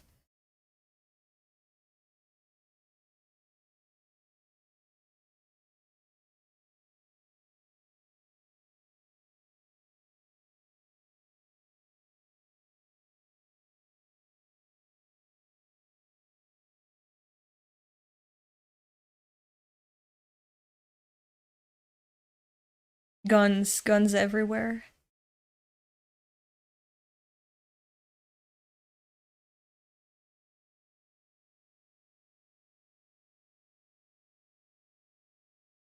Even the grandma. Or grandpa? Whatever.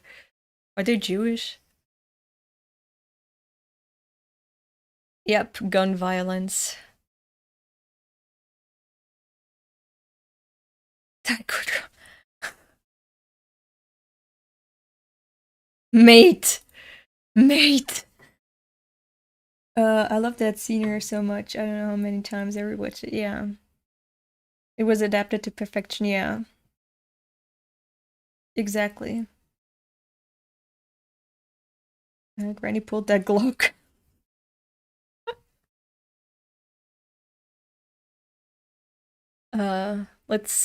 Let's continue watching. It was interesting to see all the build up. It was so peaceful, and now the closer you get to the Gun Devil arc, I mean, I guess it's begun already. The more you see hints being dropped of what is actually going on with the Gun Devil. I like that. You have to piece things together yourself. It's never outright declared what is going on and who is behind everything.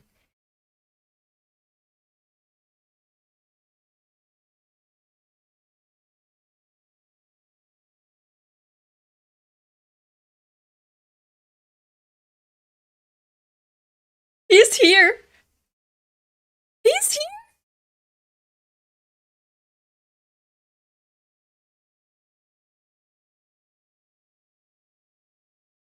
There he is.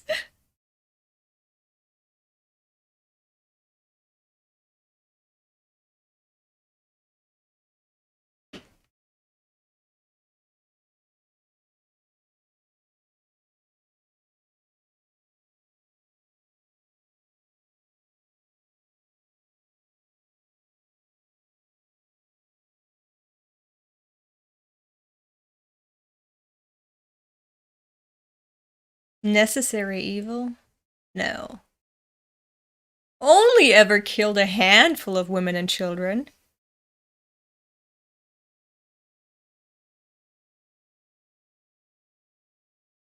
Model of a Tokyoite. Yeah, shut the fuck up.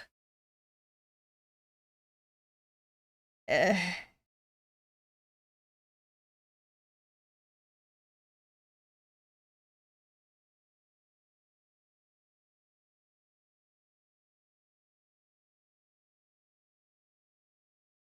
The way Aki...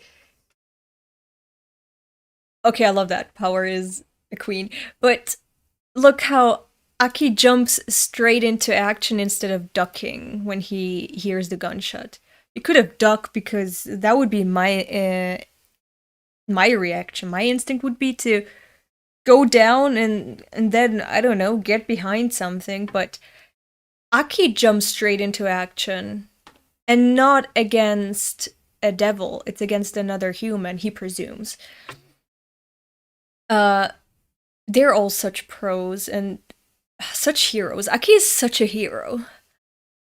He's so brave and so professional. But also I like how Power was worried for Aki when he charged at Katana Man. Oh, oops, spoiler.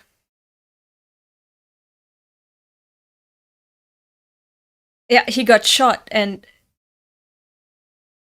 Power got scared for him. Ooh, I love this. Ooh. Ooh.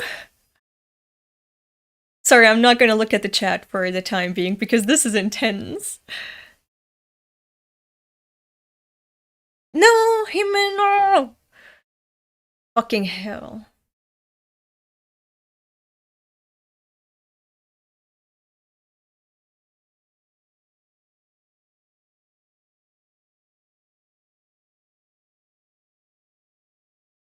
Ooh, I love this.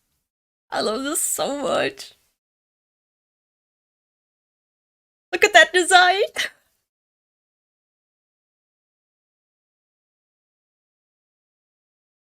A nail.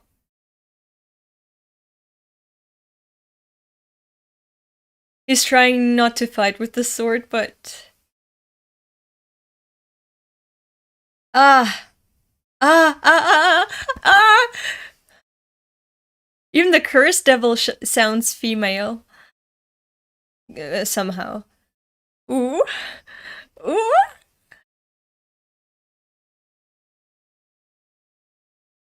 Yeah! I love that.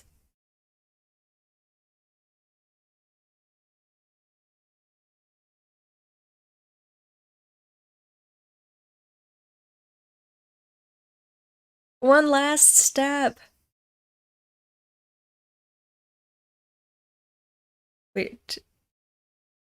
Is that it? Thought one last stab was needed.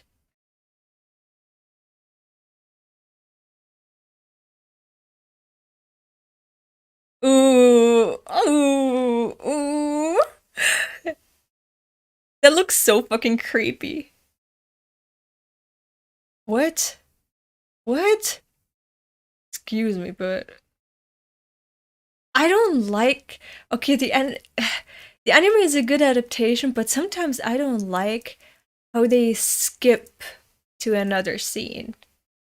Like, why?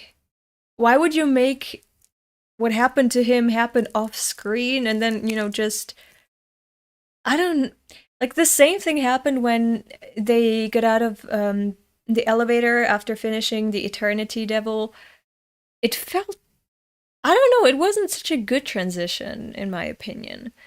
And this now is also not a good transition in my opinion. And also how they showed the first gun devil attack with Aki's past. As I said, I was a bit disappointed by that. It looked just like a gust of wind. It didn't have the impact that the manga had. And this scene now, I thought it would have impact. It was building up to be so creepy. And then nothing. I don't like this. Nothing happened here. I don't know, I mean, I know it's a stylistic choice, but I'm not happy with that choice. I don't like how, you know how people complain when in, let's say, a horror movie, deaths happen off screen? Like, is that even a proper horror movie? If the deaths happen off screen? And here, like, it was building up. You saw the entire fucking backbone of that cursed devil. You saw its entire makeup.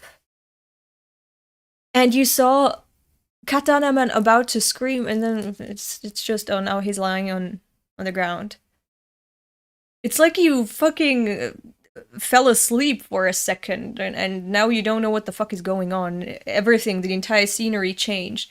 Doesn't feel that good. It interrupts the flow completely, in my opinion. That wasn't a good transition. The manga, this functions in the manga really well. Because a lot of things are left out and left to your imagination as a reader. And it works really well the way Fujimoto does it. But it wasn't that well translated into the anime, in my opinion. Like, I was expecting, because the impact of the manga was amazing. And I was expecting, because the build-up is so different from the manga, I was expecting it to take a different route, to have a different type of impact on the viewer. Especially someone who has read the manga and is now viewing this in animated form. It's already different. Like, the way things play out with the Cursed Devil are already different. You see so many details. It's a slow build-up of this creepiness. It's not the sudden thing like that, like it happens in the manga. It's suddenly there and then it's suddenly gone. Whereas here, it's like slowly showing up to the viewer and then it's fucking gone and Katana-man is dead. So, I don't know. I don't think it was that well translated into the anime. That's just my opinion. See? All the build-up, all the slow motion. It's creepy. No, it's gone. That wasn't really organic. It felt very unnatural how we got interrupted.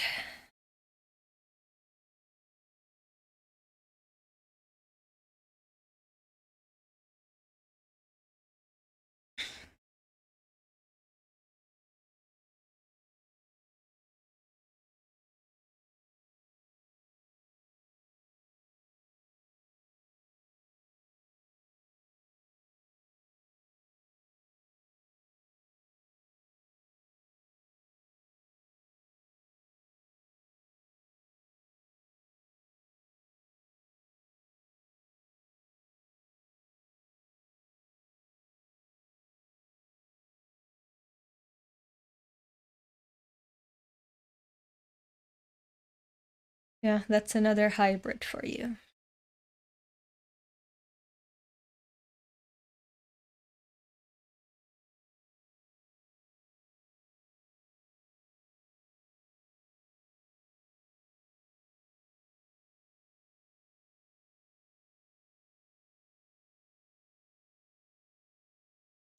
Oh, what the fuck?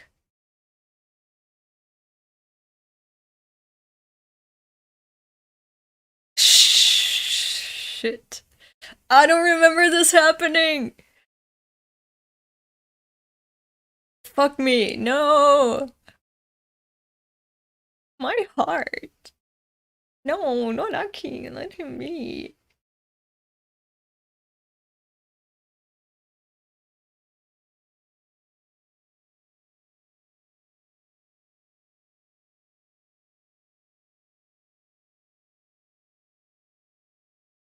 Even power, a fiend is scared. Even the devil is scared. The ghost devil. Himeno is dying.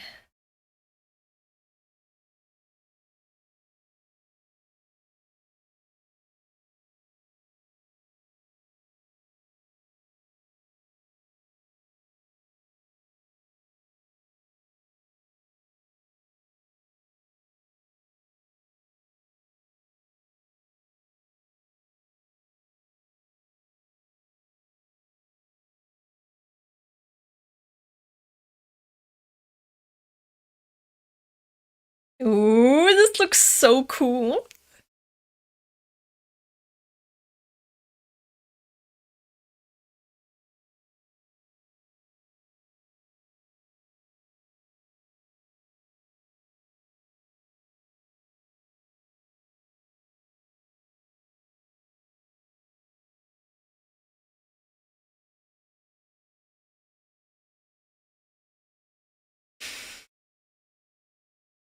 Aw, Aki is such a good guy.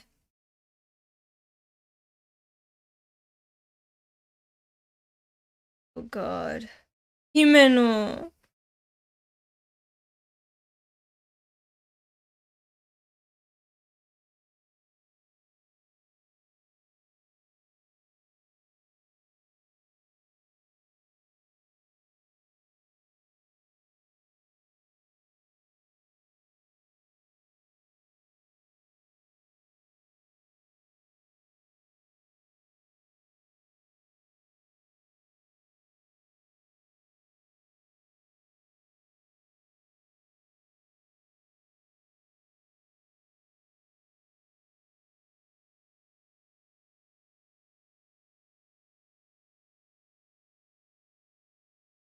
Bitch, I'm gonna start crying.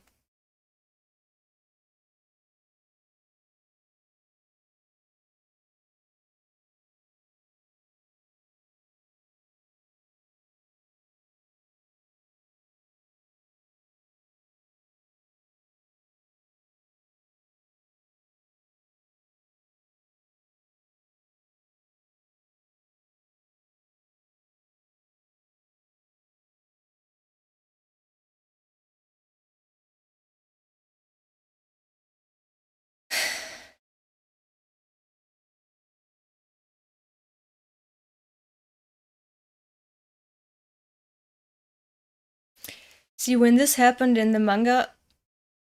Wait, I love this.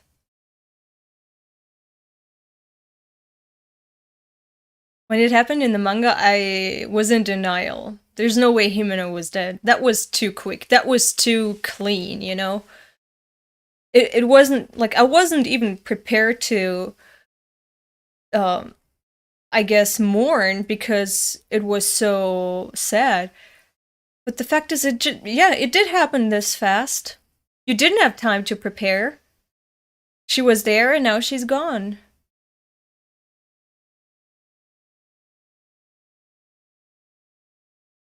Oh my god, I love this ending.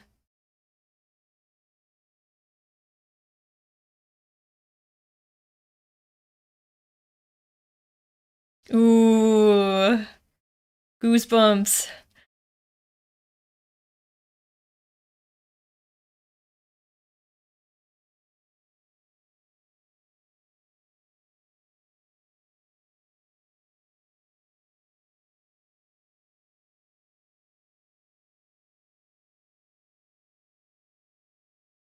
I could see people's favorite episode until then become really episode 8. So much happened. So many twists. So much crying on my end. Thus making the easy revenge scene much sadder. I don't know what you mean. Lives trapped inside of the ghost devil. I mean, I guess she's dead. But yeah, that was episode 8 was so far. It's the episode where things change, right? It's the episode where everything you thought you knew while watching is gonna turn on its head. You can't possibly follow Fujimoto's mind. You cannot predict what's gonna happen or how, in which direction this story is gonna develop. And this is what I love about Chainsaw Man, the unpredictability. And how these deaths happen naturally, basically, because Himeno, as I said, I was in denial, like, she couldn't be dead. I was just warming up to her. She is such a nice lady, and she just made up her plan of how to get Aki. They were just enjoying a meal. She was just there trying to save Aki. How could she be dead? How would that be even possible? But yeah, she's gone. It happened like this. And sometimes it is like that. And that's what makes this feel so good. Like, Chainsaw Man is good. I think the anime did a good job with the Ghost Devil, with Katana Man, and with the train scene that Makima was in. That was great. That was great. Like, I think the best elements of Chainsaw Man came in together into one episode. Like, you saw all the best that Chainsaw Man had to offer in one episode. Like, not all of it, but like most of the aspects that people love about Chainsaw Man. Usually they're like dispersed throughout all the episodes, but here they came together. It was a nice harmony of all those things. And again, now I'm gonna have to. No, wait, I can't pause. Well, I will have to pause because I do need to go pee again. And when I come back, we're gonna watch the last episode of today, which is gonna be episode 9. Okay? Alright. See you in a minute. Yeah, a minute. That should be enough. I'm back. And I sat down on my headphones. Okay. Let me just set the timestamp straight.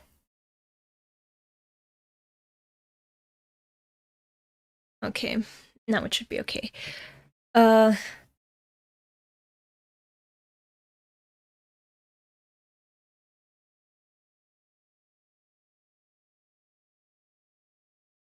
Soul to muscle devil stance.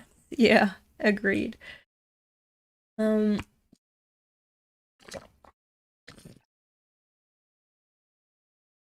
me, visually, I think almost every ending in the Chainsaw Man anime is stunning.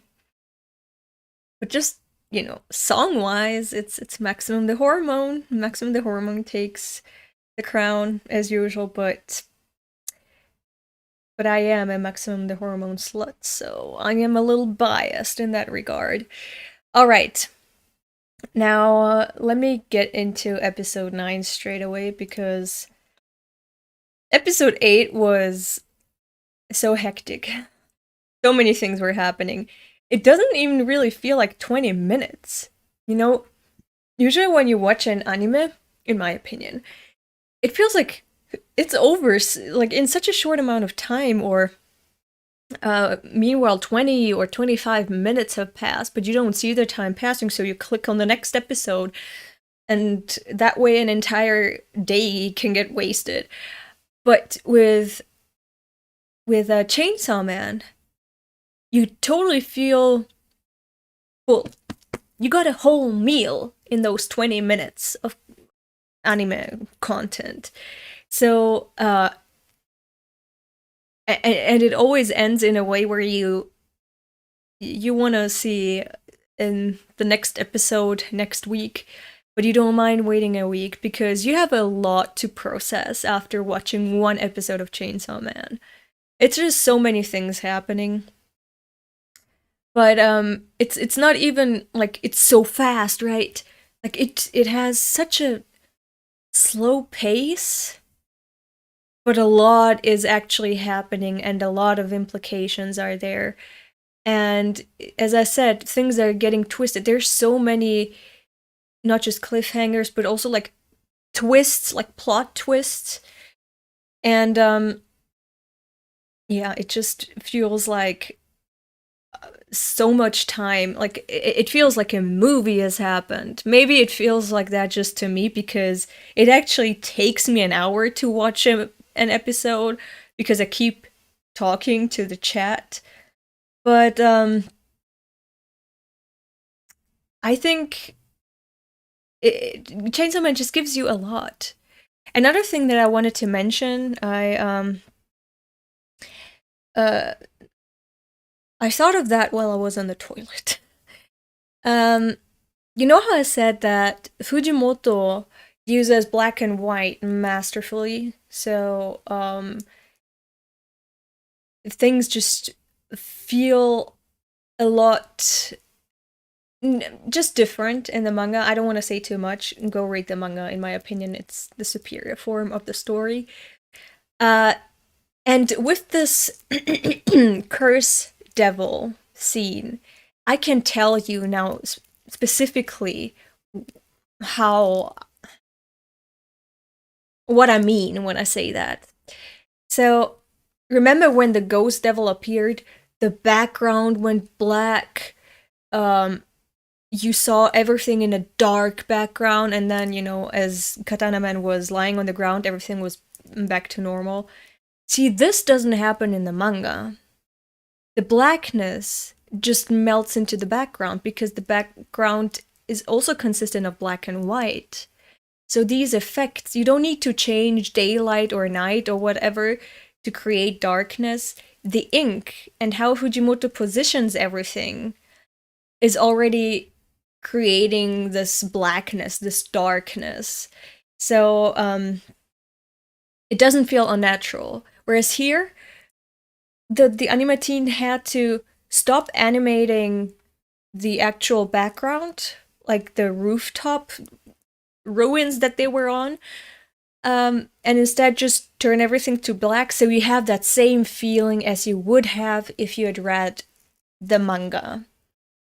They tried to emulate that by just changing the background, making it all black. So you can feel that darkness, that eeriness, that creepiness of the cursed devil. Like, it looks horrifying. But in the manga, it's like, it's suddenly here and suddenly gone, and the page where it appears, it's terrifying. And it's really dark. Because the blackness, it's the blood. The blood is black. The gore is all black, like the organs and so on. Then shading is black. Everything is done with black to show you the contrast to the white, which is supposed to be lighter colors. So it works so well in the manga, and here in the anime they had to physically, change the location to emulate the same effect. This is what I mean with Fujimoto mastering the medium of manga so perfectly. He can use black and white and create an atmosphere and also effects and reactions in the reader that you don't see that often in manga. And you cannot properly recreate that in a different medium. You cannot do that in a movie. You cannot do that in a book with words, You can only do that in manga. And he takes full advantage of that medium and brings out the best of it. So the anime, as I said, cannot compete with the manga in that regard. And let me just see what the chat is saying. I could have changed the aspect ratio to 4:3 and used a real finger heavy makeup poking out of the black bar. Wait, what? I forget which YouTube pointed out, but the way the cursed devil flicks Aki from outside the panel is lost in the manga too. Yeah, several things are lost in the manga. In the anime that happen in the manga. I don't want to spoil too much. But when it comes to paneling, you have a white page and then you have squares or whatever type of shapes for the panels where inside the panels you draw the scene. And Fujimoto plays with that a lot. The way he makes the panels, it's not just going to be, okay, white paper and there's some space in between, so you go to the next panel, and so you just jump from panel to panel, right? Usually you ignore the white background. It's just there to create like a space for another scene to happen. And Fujimoto makes you notice those white paper backgrounds that are just actually there to support the panels, because the panels are the main point of the manga. Because that's where all the content plays in. So he even makes you notice the white background behind those panels. As I said, I don't want to spoil too much. I think you can only understand what I mean when you read it. But yeah, the poking here, we can mention this scene. Maybe I'm gonna allude to another scene, and another scene. Okay, 2 finger scenes. Okay, the first finger scene you have seen happen here in the anime. In the manga, it happens that like the white background outside of the panel is invading the panel in the form of a finger. And Fujimoto does that a lot. There is another scene where a finger appears from outside of the panel, but it is also like the white background of the panel. So it cuts through the panel. And it has such an effect on you as a reader. It just catches you off guard because you're not used to that type of paneling. So he absolutely uses not just panels for his story, he even uses the white background that is just there to support like the break between the panels. He uses the entire medium to its fullest. That is Fujimoto, so that's why I'm saying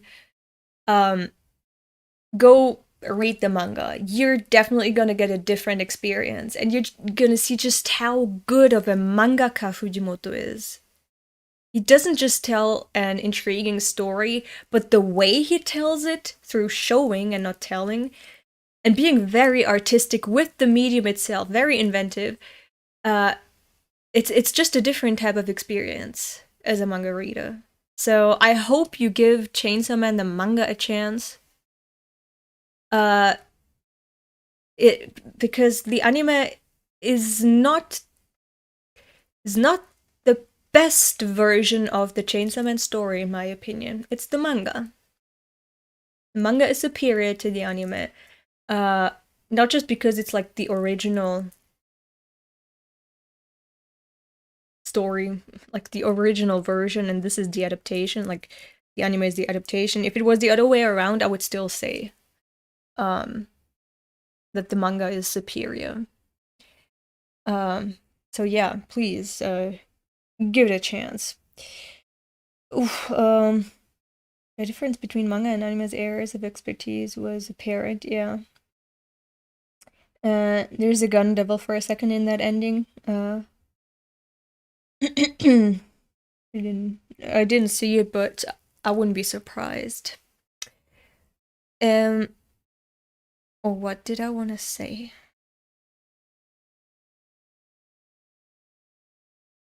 There was something else I wanted to say, but I've already talked enough, so I guess it doesn't matter that I forgot.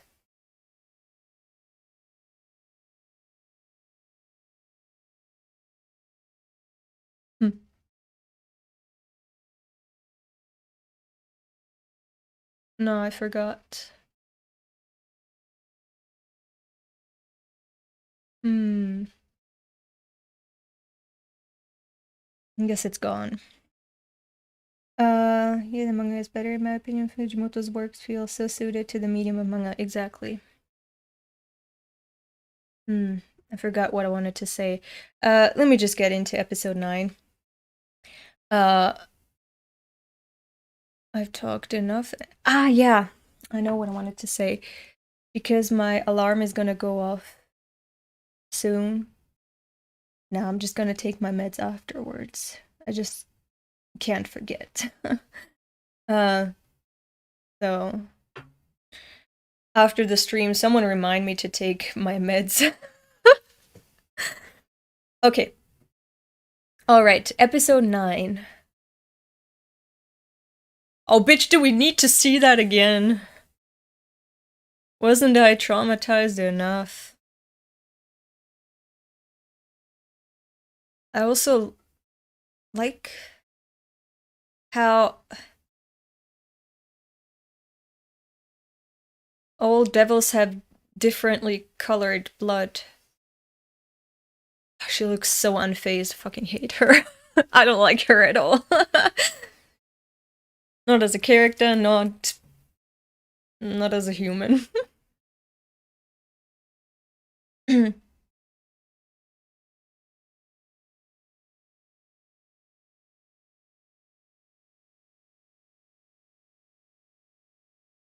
like, what happened to Aki? Like, we just saw a blood splash here, but like, what happened? Was he just grazed or stabbed, or what happened? Why is he still alive? Where is the cut in... That was the snake devil. Where's the cut in his clothes? Also, notice how there's lots of hands with all these devils. So you have the ghost devil consists of a lot of hands. The snake devil had hands around his body. There's just a lot of hands with these devils going on.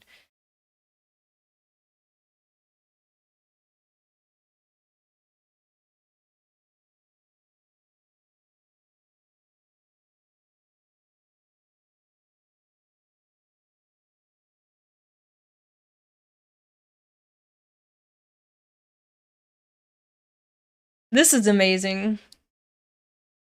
For some reason, the ghost devil did that and knew what to do and how to help out in the situation.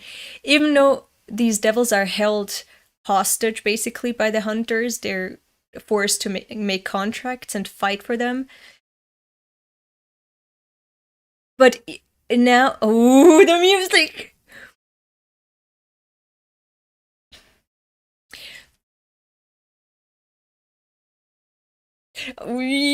The way he woke up and he's just like, okay, I'm ready to fight. I'd be like, hey, what the fuck? What the fuck happened? Where am I? What day is it? But then she's like, okay, I'm here. Now, let's shred everything to pieces. But, what did I want to say? Oh yeah, so the ghost devil didn't really have a motive to save the situation for Himeno's party. The ghost devil was basically dead too. They were defeated.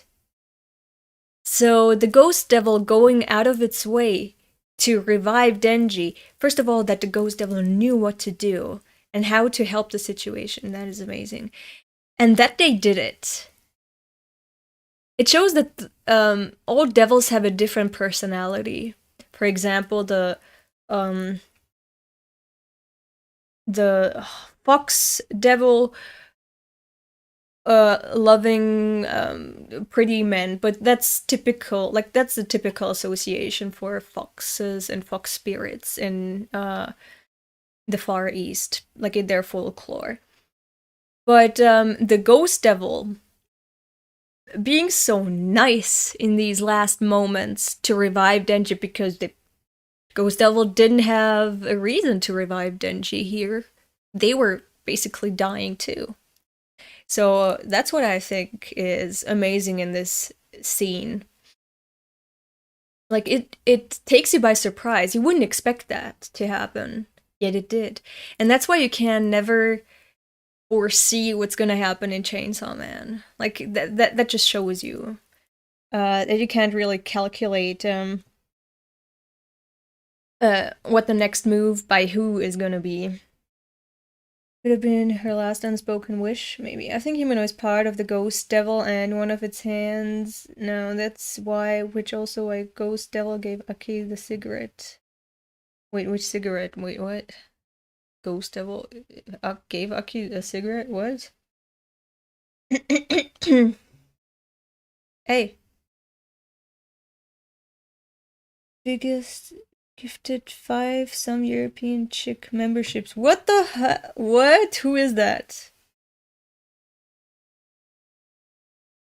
Who is that? This is so nice. I don't know what happened, but it seems nice.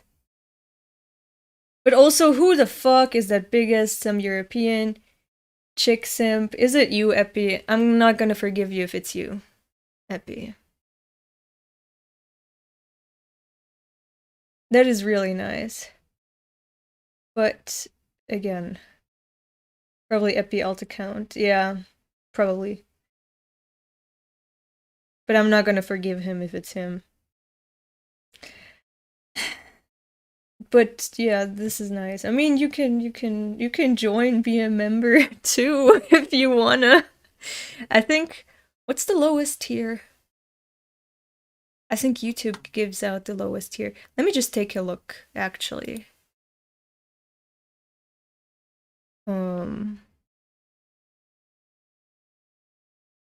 Hello? Oh, it's stuck. Where's the... No? So on Patreon, I know that the lowest tier is $2. YouTube, I don't know. Let me see. $2 and I get 80% of that. Whereas I don't know what it is with YouTube. Memberships, come on. I have no idea.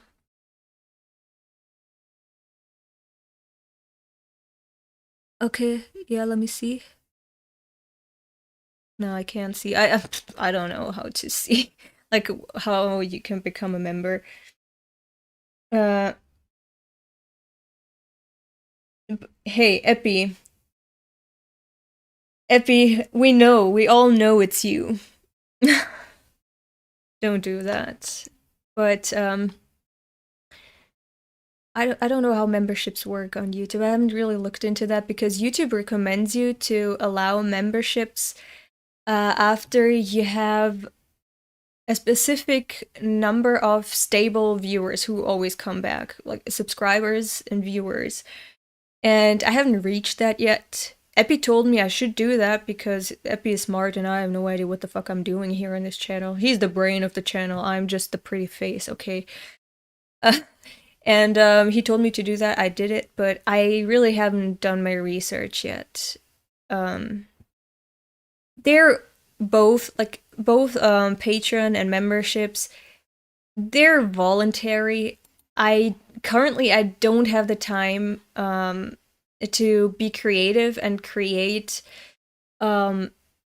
extra content for members or patrons.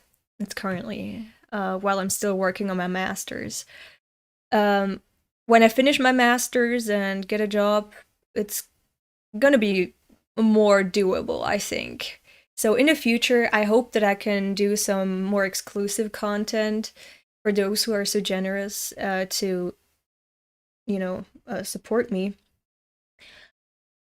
But for now, I can't do that. So, of course, it's voluntary, but also know that even if you subscribe to a membership or to my Patreon, you don't really get anything from me.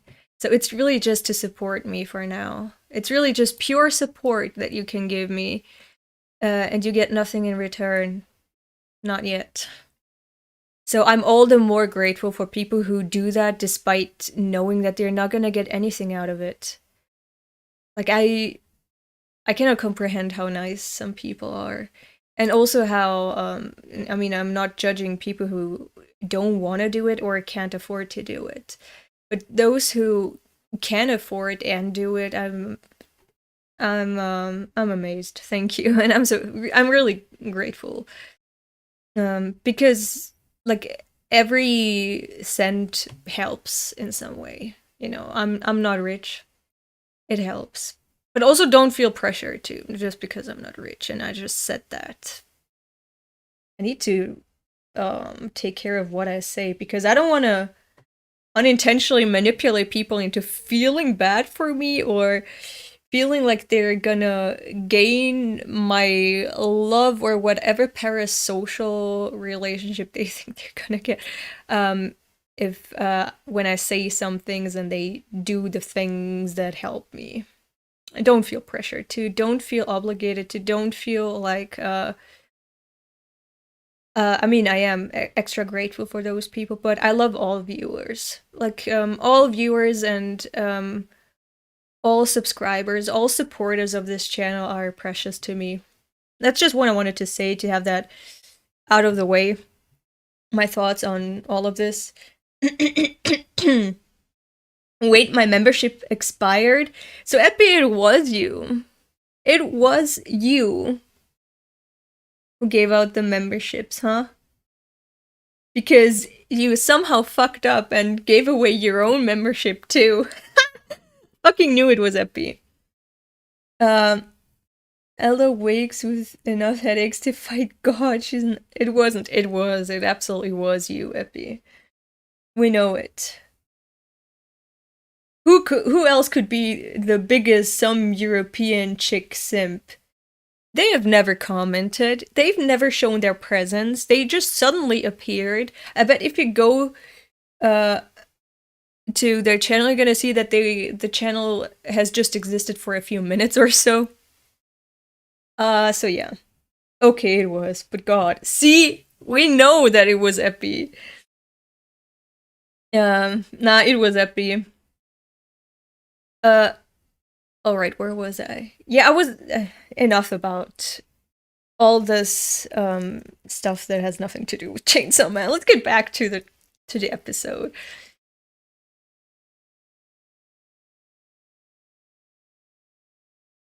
Boy woke up and chose violence.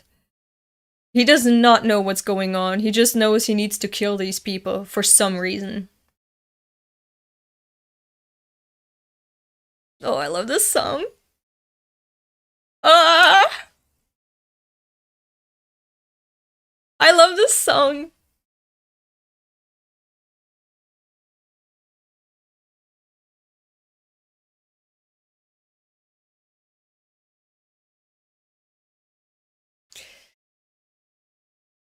One other thing that I'm not that much of a fan of in this anime is how they make Denji seem like a complete lunatic when he turns into Chainsaw Man. Like in the manga, he just seems a lot more loose. Okay, he can let loose, he can be violent, but he never laughs that much like a maniac. Like, he genuinely seems like he's lost all his marbles when he turns into Chainsaw Man in the anime. In the manga, it's not like that. There's not much change. Like, he's even composed. He can think critically. He can, he looks so cute when he's in a peaceful situation. It's just shit that it's Makima who's giving him that peace of mind. Anyway, calculated. He can think up a strategy in like a nanosecond.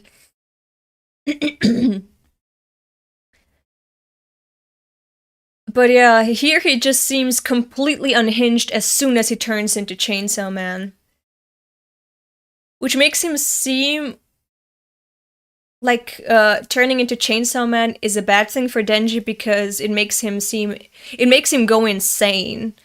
Or it's like a symptom of his insanity, whereas it's not like that in the manga.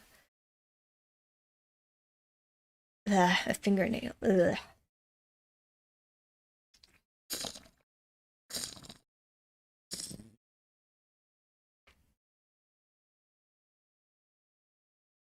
Whose blood is that?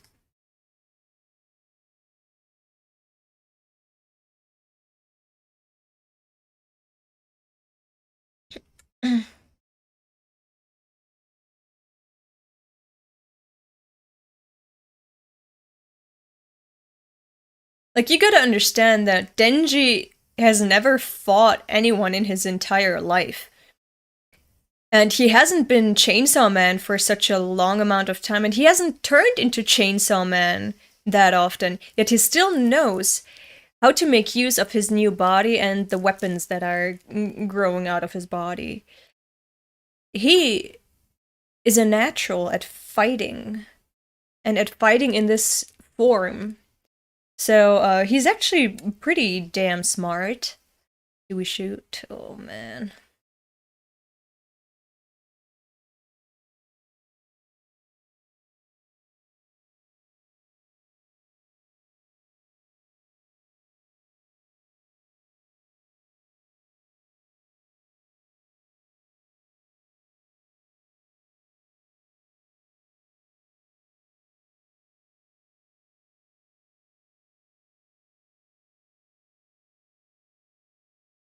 See, he made sure that he doesn't kill a human.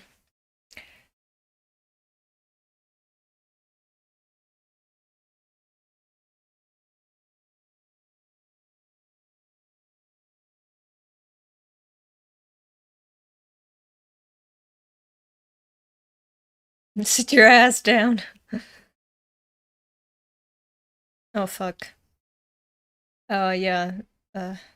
You may not have... Yeah. Mm-hmm. Mm-hmm. Mm-hmm.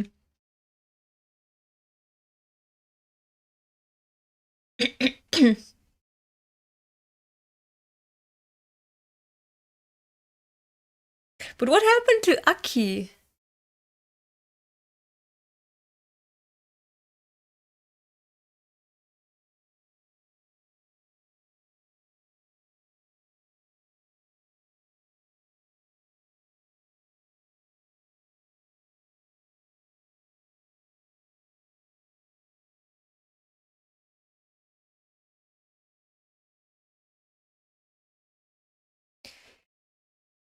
Hello, Kana, thank you for the donation.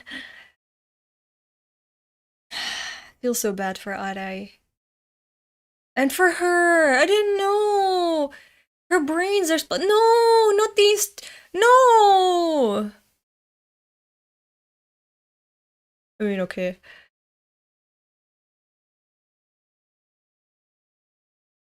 Oh, yeah, another thing to realize is that this all happened simultaneously, probably. Yeah. Look, I don't want to be such a downer, but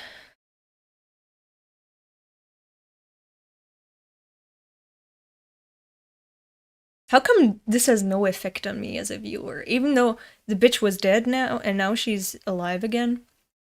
Like, I should be like, whoa, but because there was not even like a sound effect.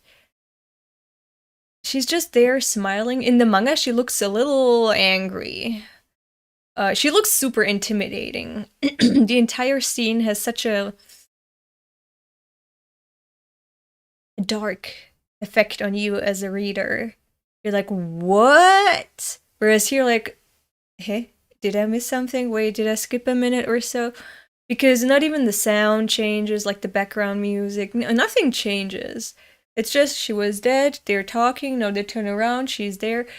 And then it fades to black again. Probably. And that's what's gonna happen. In the manga, the scene of her resurrection looks much more intimidating because she's tall, she's generally a tall woman. Then she's also wearing shoes with heels. And then she has a long ass, big ass coat that makes her look almost manly in stature. And then she's all bloody and looking angry. This woman, who should be dead, is now awake, alive, towering over you, and looks angry. I would have wished for this scene to have played out differently. Maybe the camera panning to be a little whooshy or kind of unstable, like different. This just seems like a normal transition, as if you go from cutting salami to cutting cheese for a sandwich. Whereas it should be from cutting salami to, I don't know, cutting your finger off suddenly or something like that. I don't know what I'm talking about. But do you know what I mean? Like, there's no effect when you pan to her and she's there.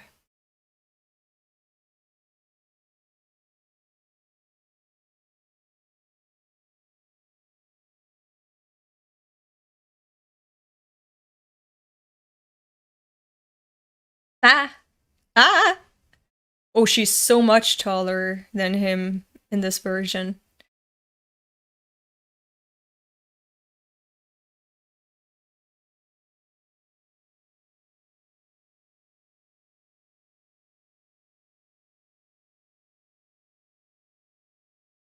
I want to hear some Kyoto accent. Some Kansai Ben.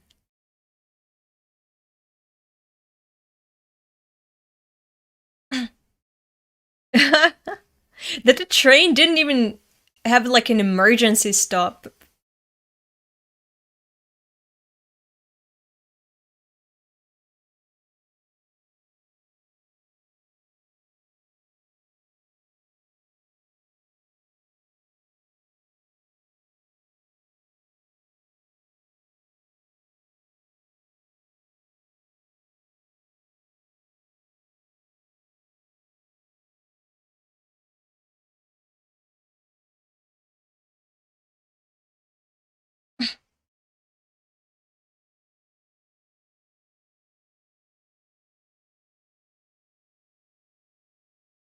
And here, when you as an anime viewer look at that scene with the corpses all on the floor, and you see these big holes in their bodies, you'd ask yourself, what were they shot with?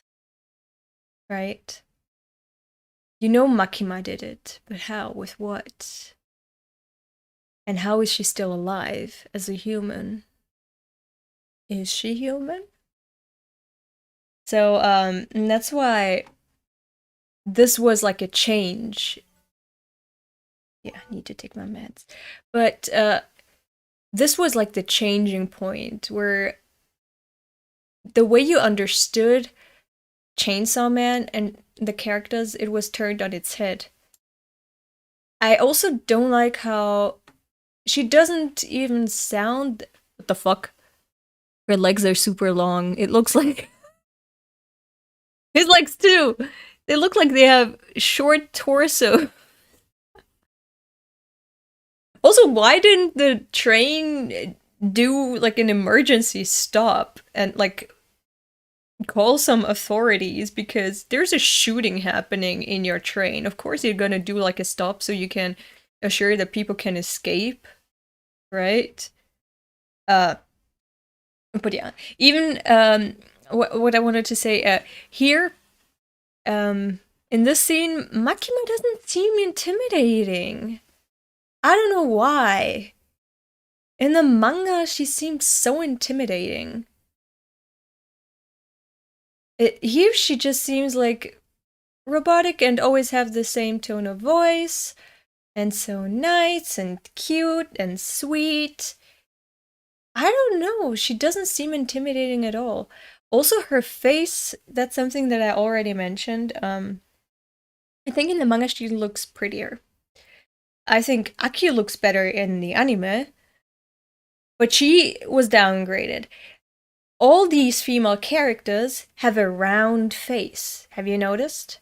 They have like the same face shape and it's round. Whereas Makima in the manga didn't really have a particularly round face. I know roundness and softness are associated with femininity and nurture or whatever. So that's why she was given those facial characteristics. But yeah, she just doesn't look special at all. Not even her eyes make her look special. Whereas in the manga, she kind of looks... Yeah, she looks special. First of all, her curves. You gotta acknowledge that. Her curves. How tall she actually is. Her eyes, of course. And her face was pretty... Like, she had sharp features. Whereas here it's all just soft and implied and nothing special, like nothing that stands out from the rest. Fruit flies. From the rest of the female characters. Like they all have the same face basically, just different colored eyes or whatever. Or just added a mole here and there. But otherwise they have like the same model of the face. It's something that I'm nitpicking. Like I will understand why they do it. And I am also biased in favor of the manga. But still, I feel like the scene where she is resurrected, it was much more impactful in the manga. And now as she stepped out of the train, maybe if they had given it some ominous background music or just some zoom in on her, like some ominous zoom or some other effect to make the scene eerie and make you actually be intimidated by Makima. Like, usually you would be like, oh, hey, she survived, thank God. But like with Makima, you're like, I'm scared. Why did she survive? I think she's scarier than anyone here. So yeah, in the manga, you're just completely scared of Makima as a character. Whereas in the anime, you don't really particularly feel anything for her. Maybe it's also because she didn't have that much screen time. But come on, when she gets some screen time, make her stand out somehow. So far, she just seems like a normal human, although very robotic and emotionless. Make her stand out somehow. Like, I don't know. She just doesn't seem that intimidating, in my opinion, here in the anime scene. Like, I thought it would be like a better effect when that happens, because that is something that I was looking forward to in the anime. How they're gonna do that, how they're gonna bring that feeling across. And so far, like, I was looking forward to the Gun Devil appearance, to Makima standing like this, and to scenes that are gonna happen. And so far, these two things that did already happen that I was looking forward to, they have disappointed me. The manga is just superior. Just go read the manga. It's superior. Like, as I said, the animation studio, all the animators, they're doing a fantastic job. So I'm just nitpicking.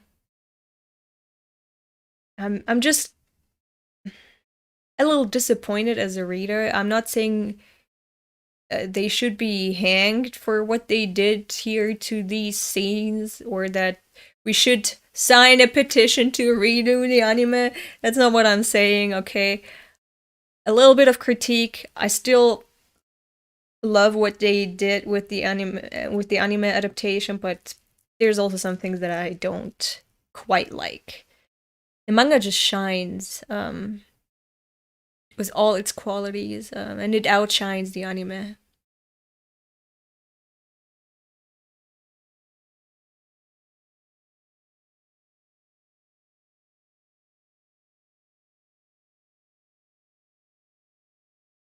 I don't know.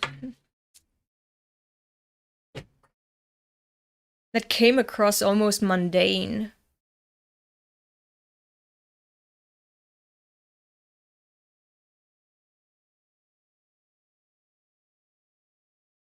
Let me just read a few comments.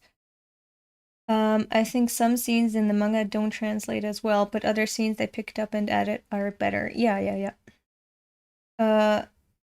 I think many of the complaints are just expectation of the readers. The anime is great. Makima comes off as creepy and more to her than meets the eye in the anime. Is she good or bad? It's supposed to be vague and similar to the manga.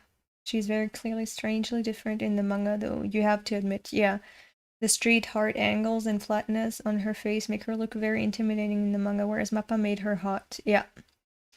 Just trying to enjoy what they made and not really have high expectations. Makima laying on the seat pose is different in episode 9 than in the last one, just like she moved, especially her hand. Okay. Anime was fine in this part. I mean, especially if you don't know the manga, if you're just an anime reader, I don't know what you felt in that scene. I just know as a manga reader that compared to the manga, this scene, this twist, was kind of lackluster compared to the manga. I don't have the experience of not having read the manga and seeing this for the first time, so I don't know how it came across to anime onlys. If you found that great, then I'm happy. Because to me, as I said, because I know the manga and its superiority, it came off a little lame.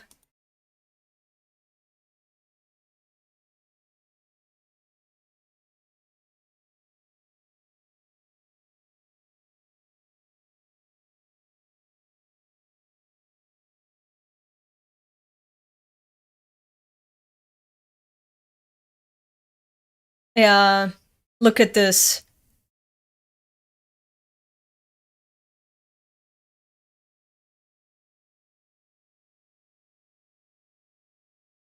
This is morbid.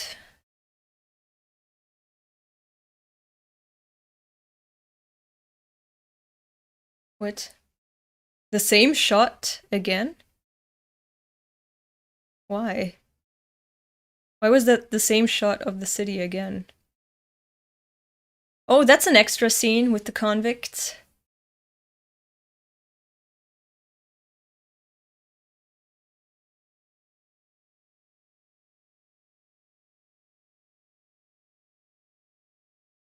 And that's their last meal.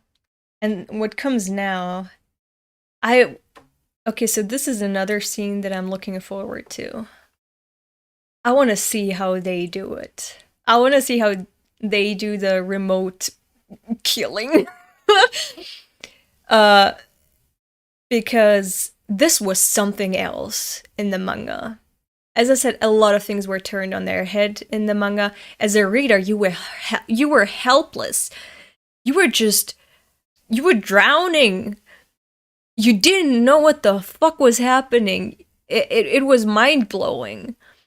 So I want to know how the anime translates that part of the story, especially that part. I want to see that one. Okay. Fucking bird chirping. Yeah, that was necessary. We gotta see her put on her clothes, her tits. No, not put on her tits, but we gotta see her tits. Her feet.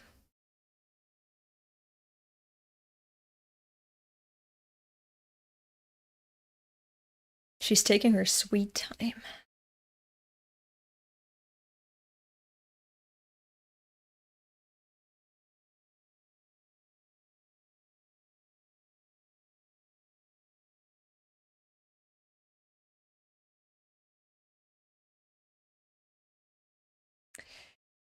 Uh, yeah, this is gonna be very morbid. Uh,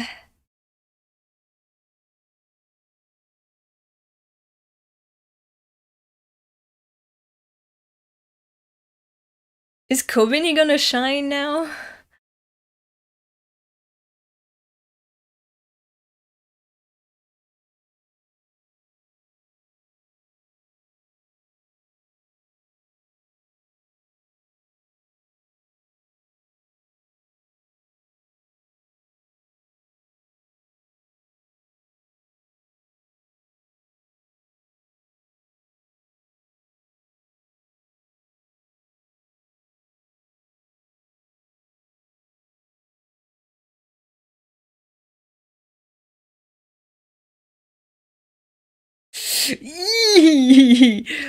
Ooh.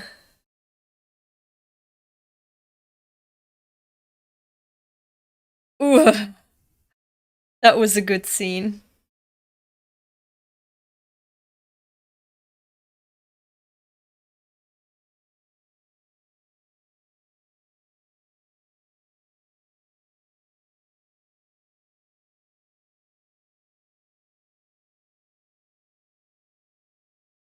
Yeah, fear for your life, bitch.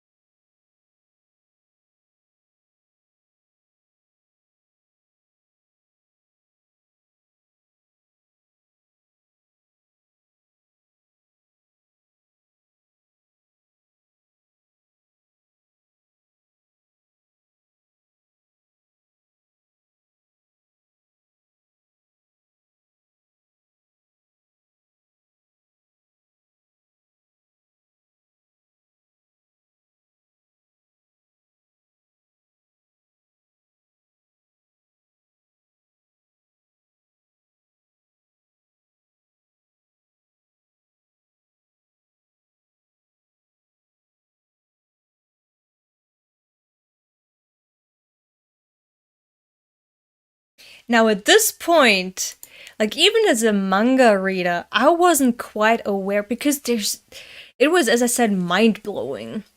Like so many things happened, so many twists and turns happened that even while I was reading, I was not asking myself, how the fuck did she know their names?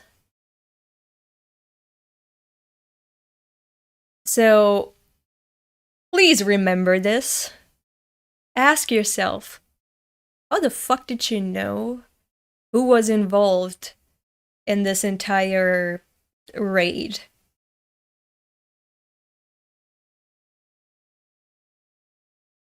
So, yeah. This is why, another reason why Makima is just so intimidating. You cannot predict what kind of powers she has, because first, she should have died, but now she's alive, so that's one type of power. Then she can remote kill people. It's, this mystery around her that makes her all the more intimidating. I think that scene was done well. I think the hands animation was so smooth, so nice. All the very slow killing of a person, just being squished and twisted. Yeah, very gory and done well.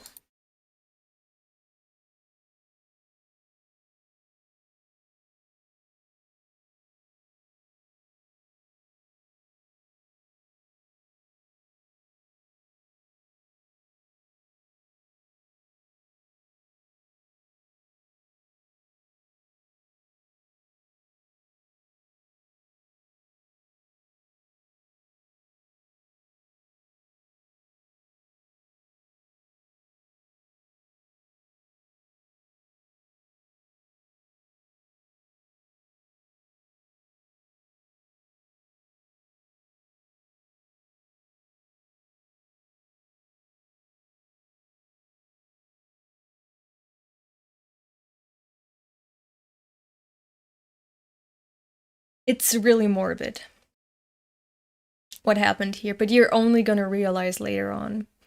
It's not just the goriness, but everything around it. And everything surrounding their mission. Really fucking dark. And,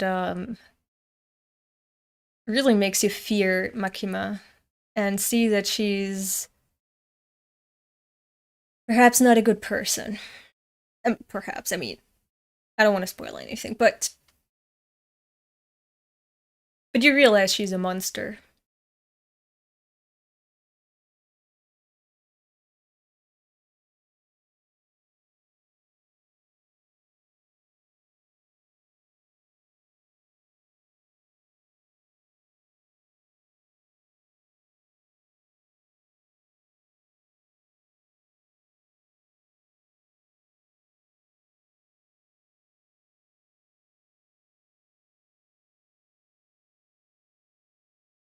It's her time to shine! Yay!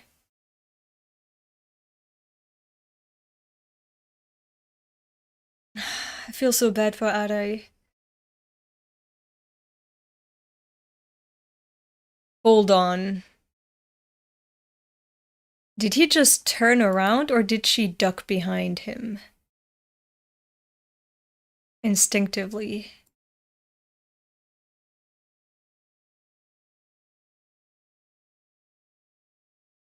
You can't really tell.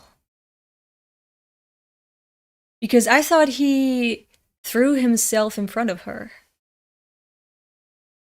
Now I'm not sure anymore. Did he just throw himself in front of her? Like as a last heroic deed? Because he had a thing for Kobeni, we saw.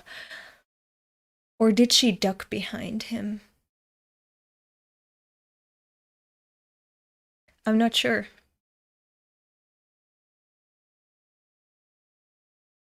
I don't know which one is sadder. That Kobeni ducked behind him? Used him as a shield? Or that he, even while he was dying, was trying to protect Kobeni from getting shot.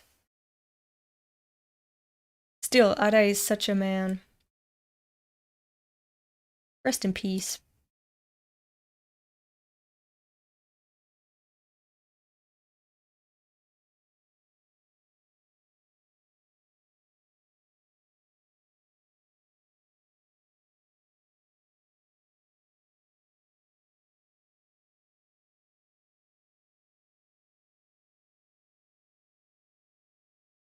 This snake is really nice. It just takes one fingernail. Look at her. A monkey?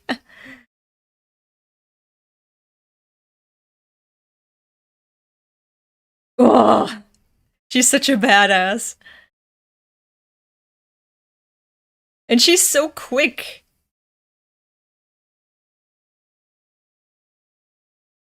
The way she uses Denji as a shield. You can die in the van.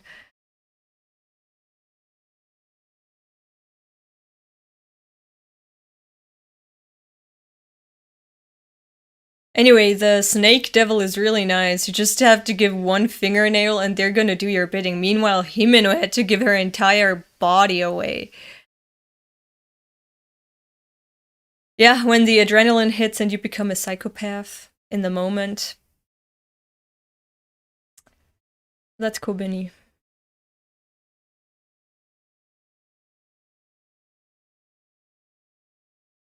But hey, she isn't as useless as we thought, huh?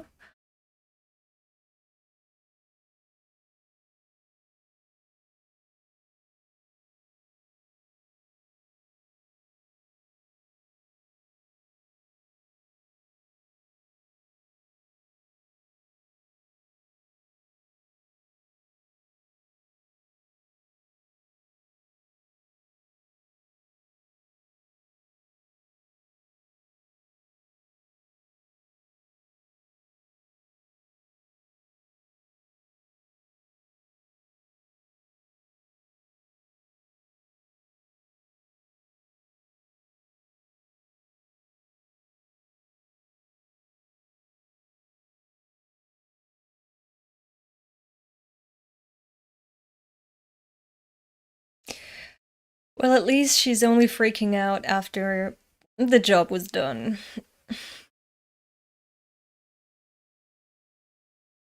He threw himself in front of her. Aw, Arai, such a man.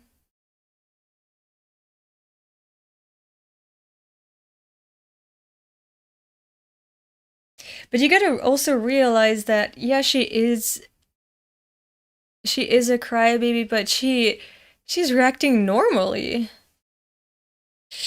You're not gonna see him again, bitch. But that's the normal reaction. You would freak out. You would have a mental breakdown. You would panic. You would cry. You would vomit.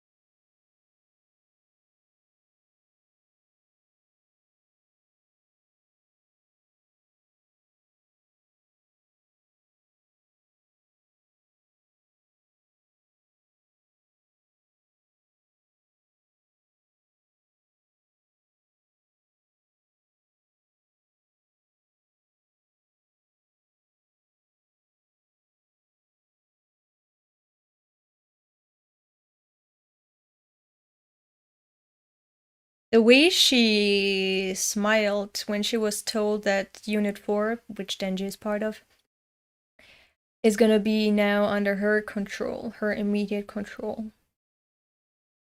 Makes me think, I don't want to spoil anything, but for manga readers, as I said, why does she know their names? That ties into what happened here.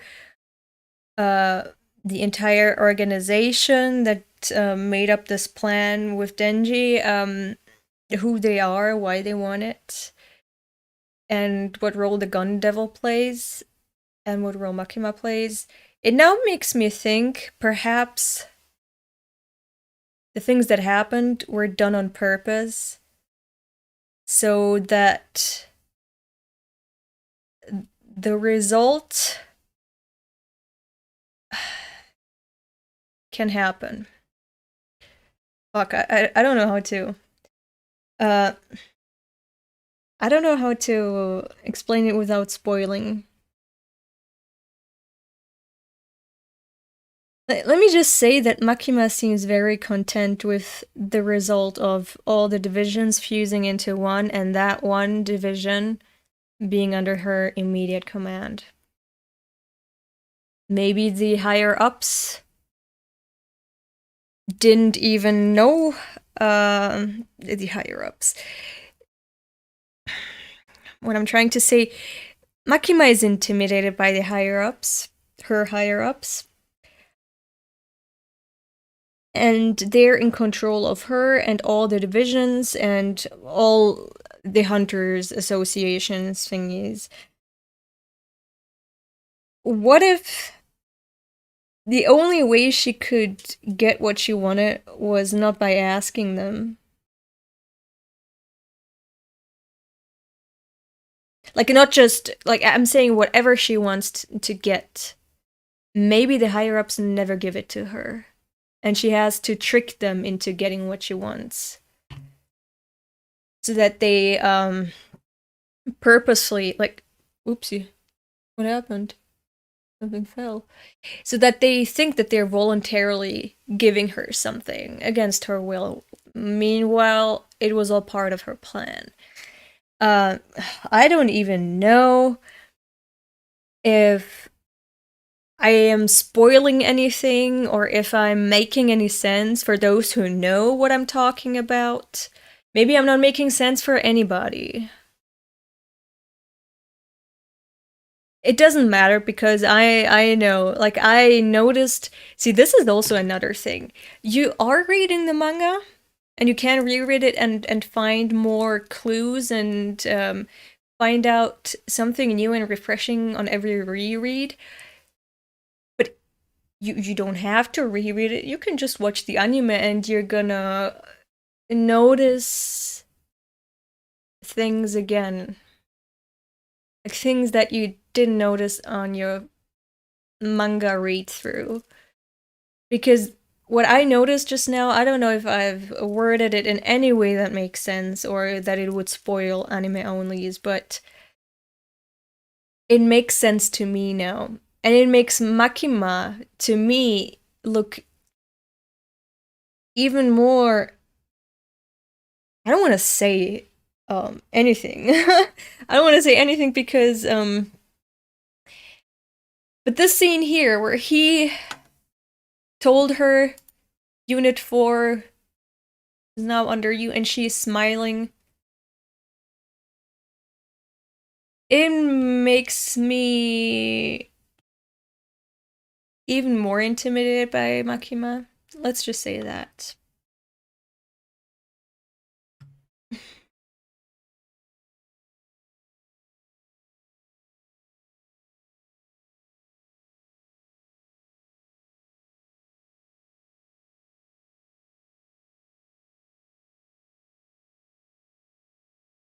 Like, that's the only time she isn't smiling, now that he's resigned. And now she's back to smiling.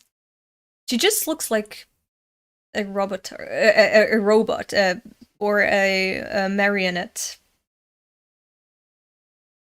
Did you anticipate? Oh, good question. He's asking questions.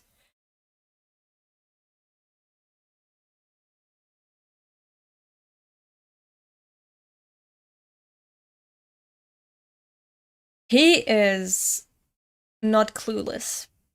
And he's smart for quitting. But also, now that he's a citizen, he's in danger because of Makima in a different way that you're gonna find out later on.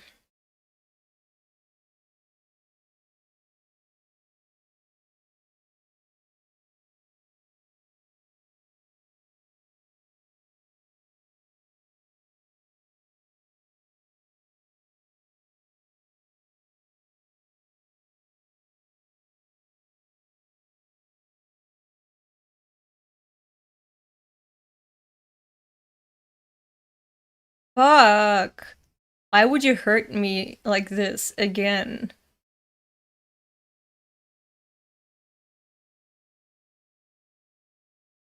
It's amazing that they made a different ending for every episode. Like, they didn't have to, but they did do it for some reason. To add nuance to the characters in a different way. And to make you get to know the characters and develop more emotions for them as a viewer. In a different way.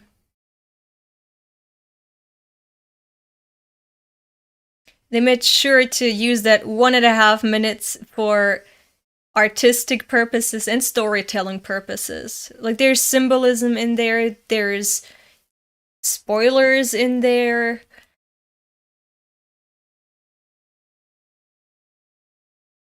Oh, it's beautiful. And every ending stands out on its own. Like, every ending is so beautiful. Ah, damn. Well, and this is it. Good episodes. Was that episode 9? I think that was episode 9, right? Yeah.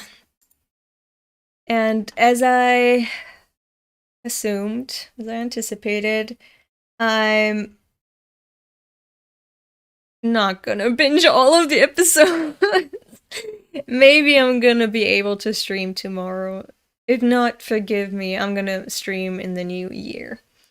In case I don't stream tomorrow, let me just tell you that your viewership is appreciated, and I hope you have a happy new year. I hope I didn't bore you.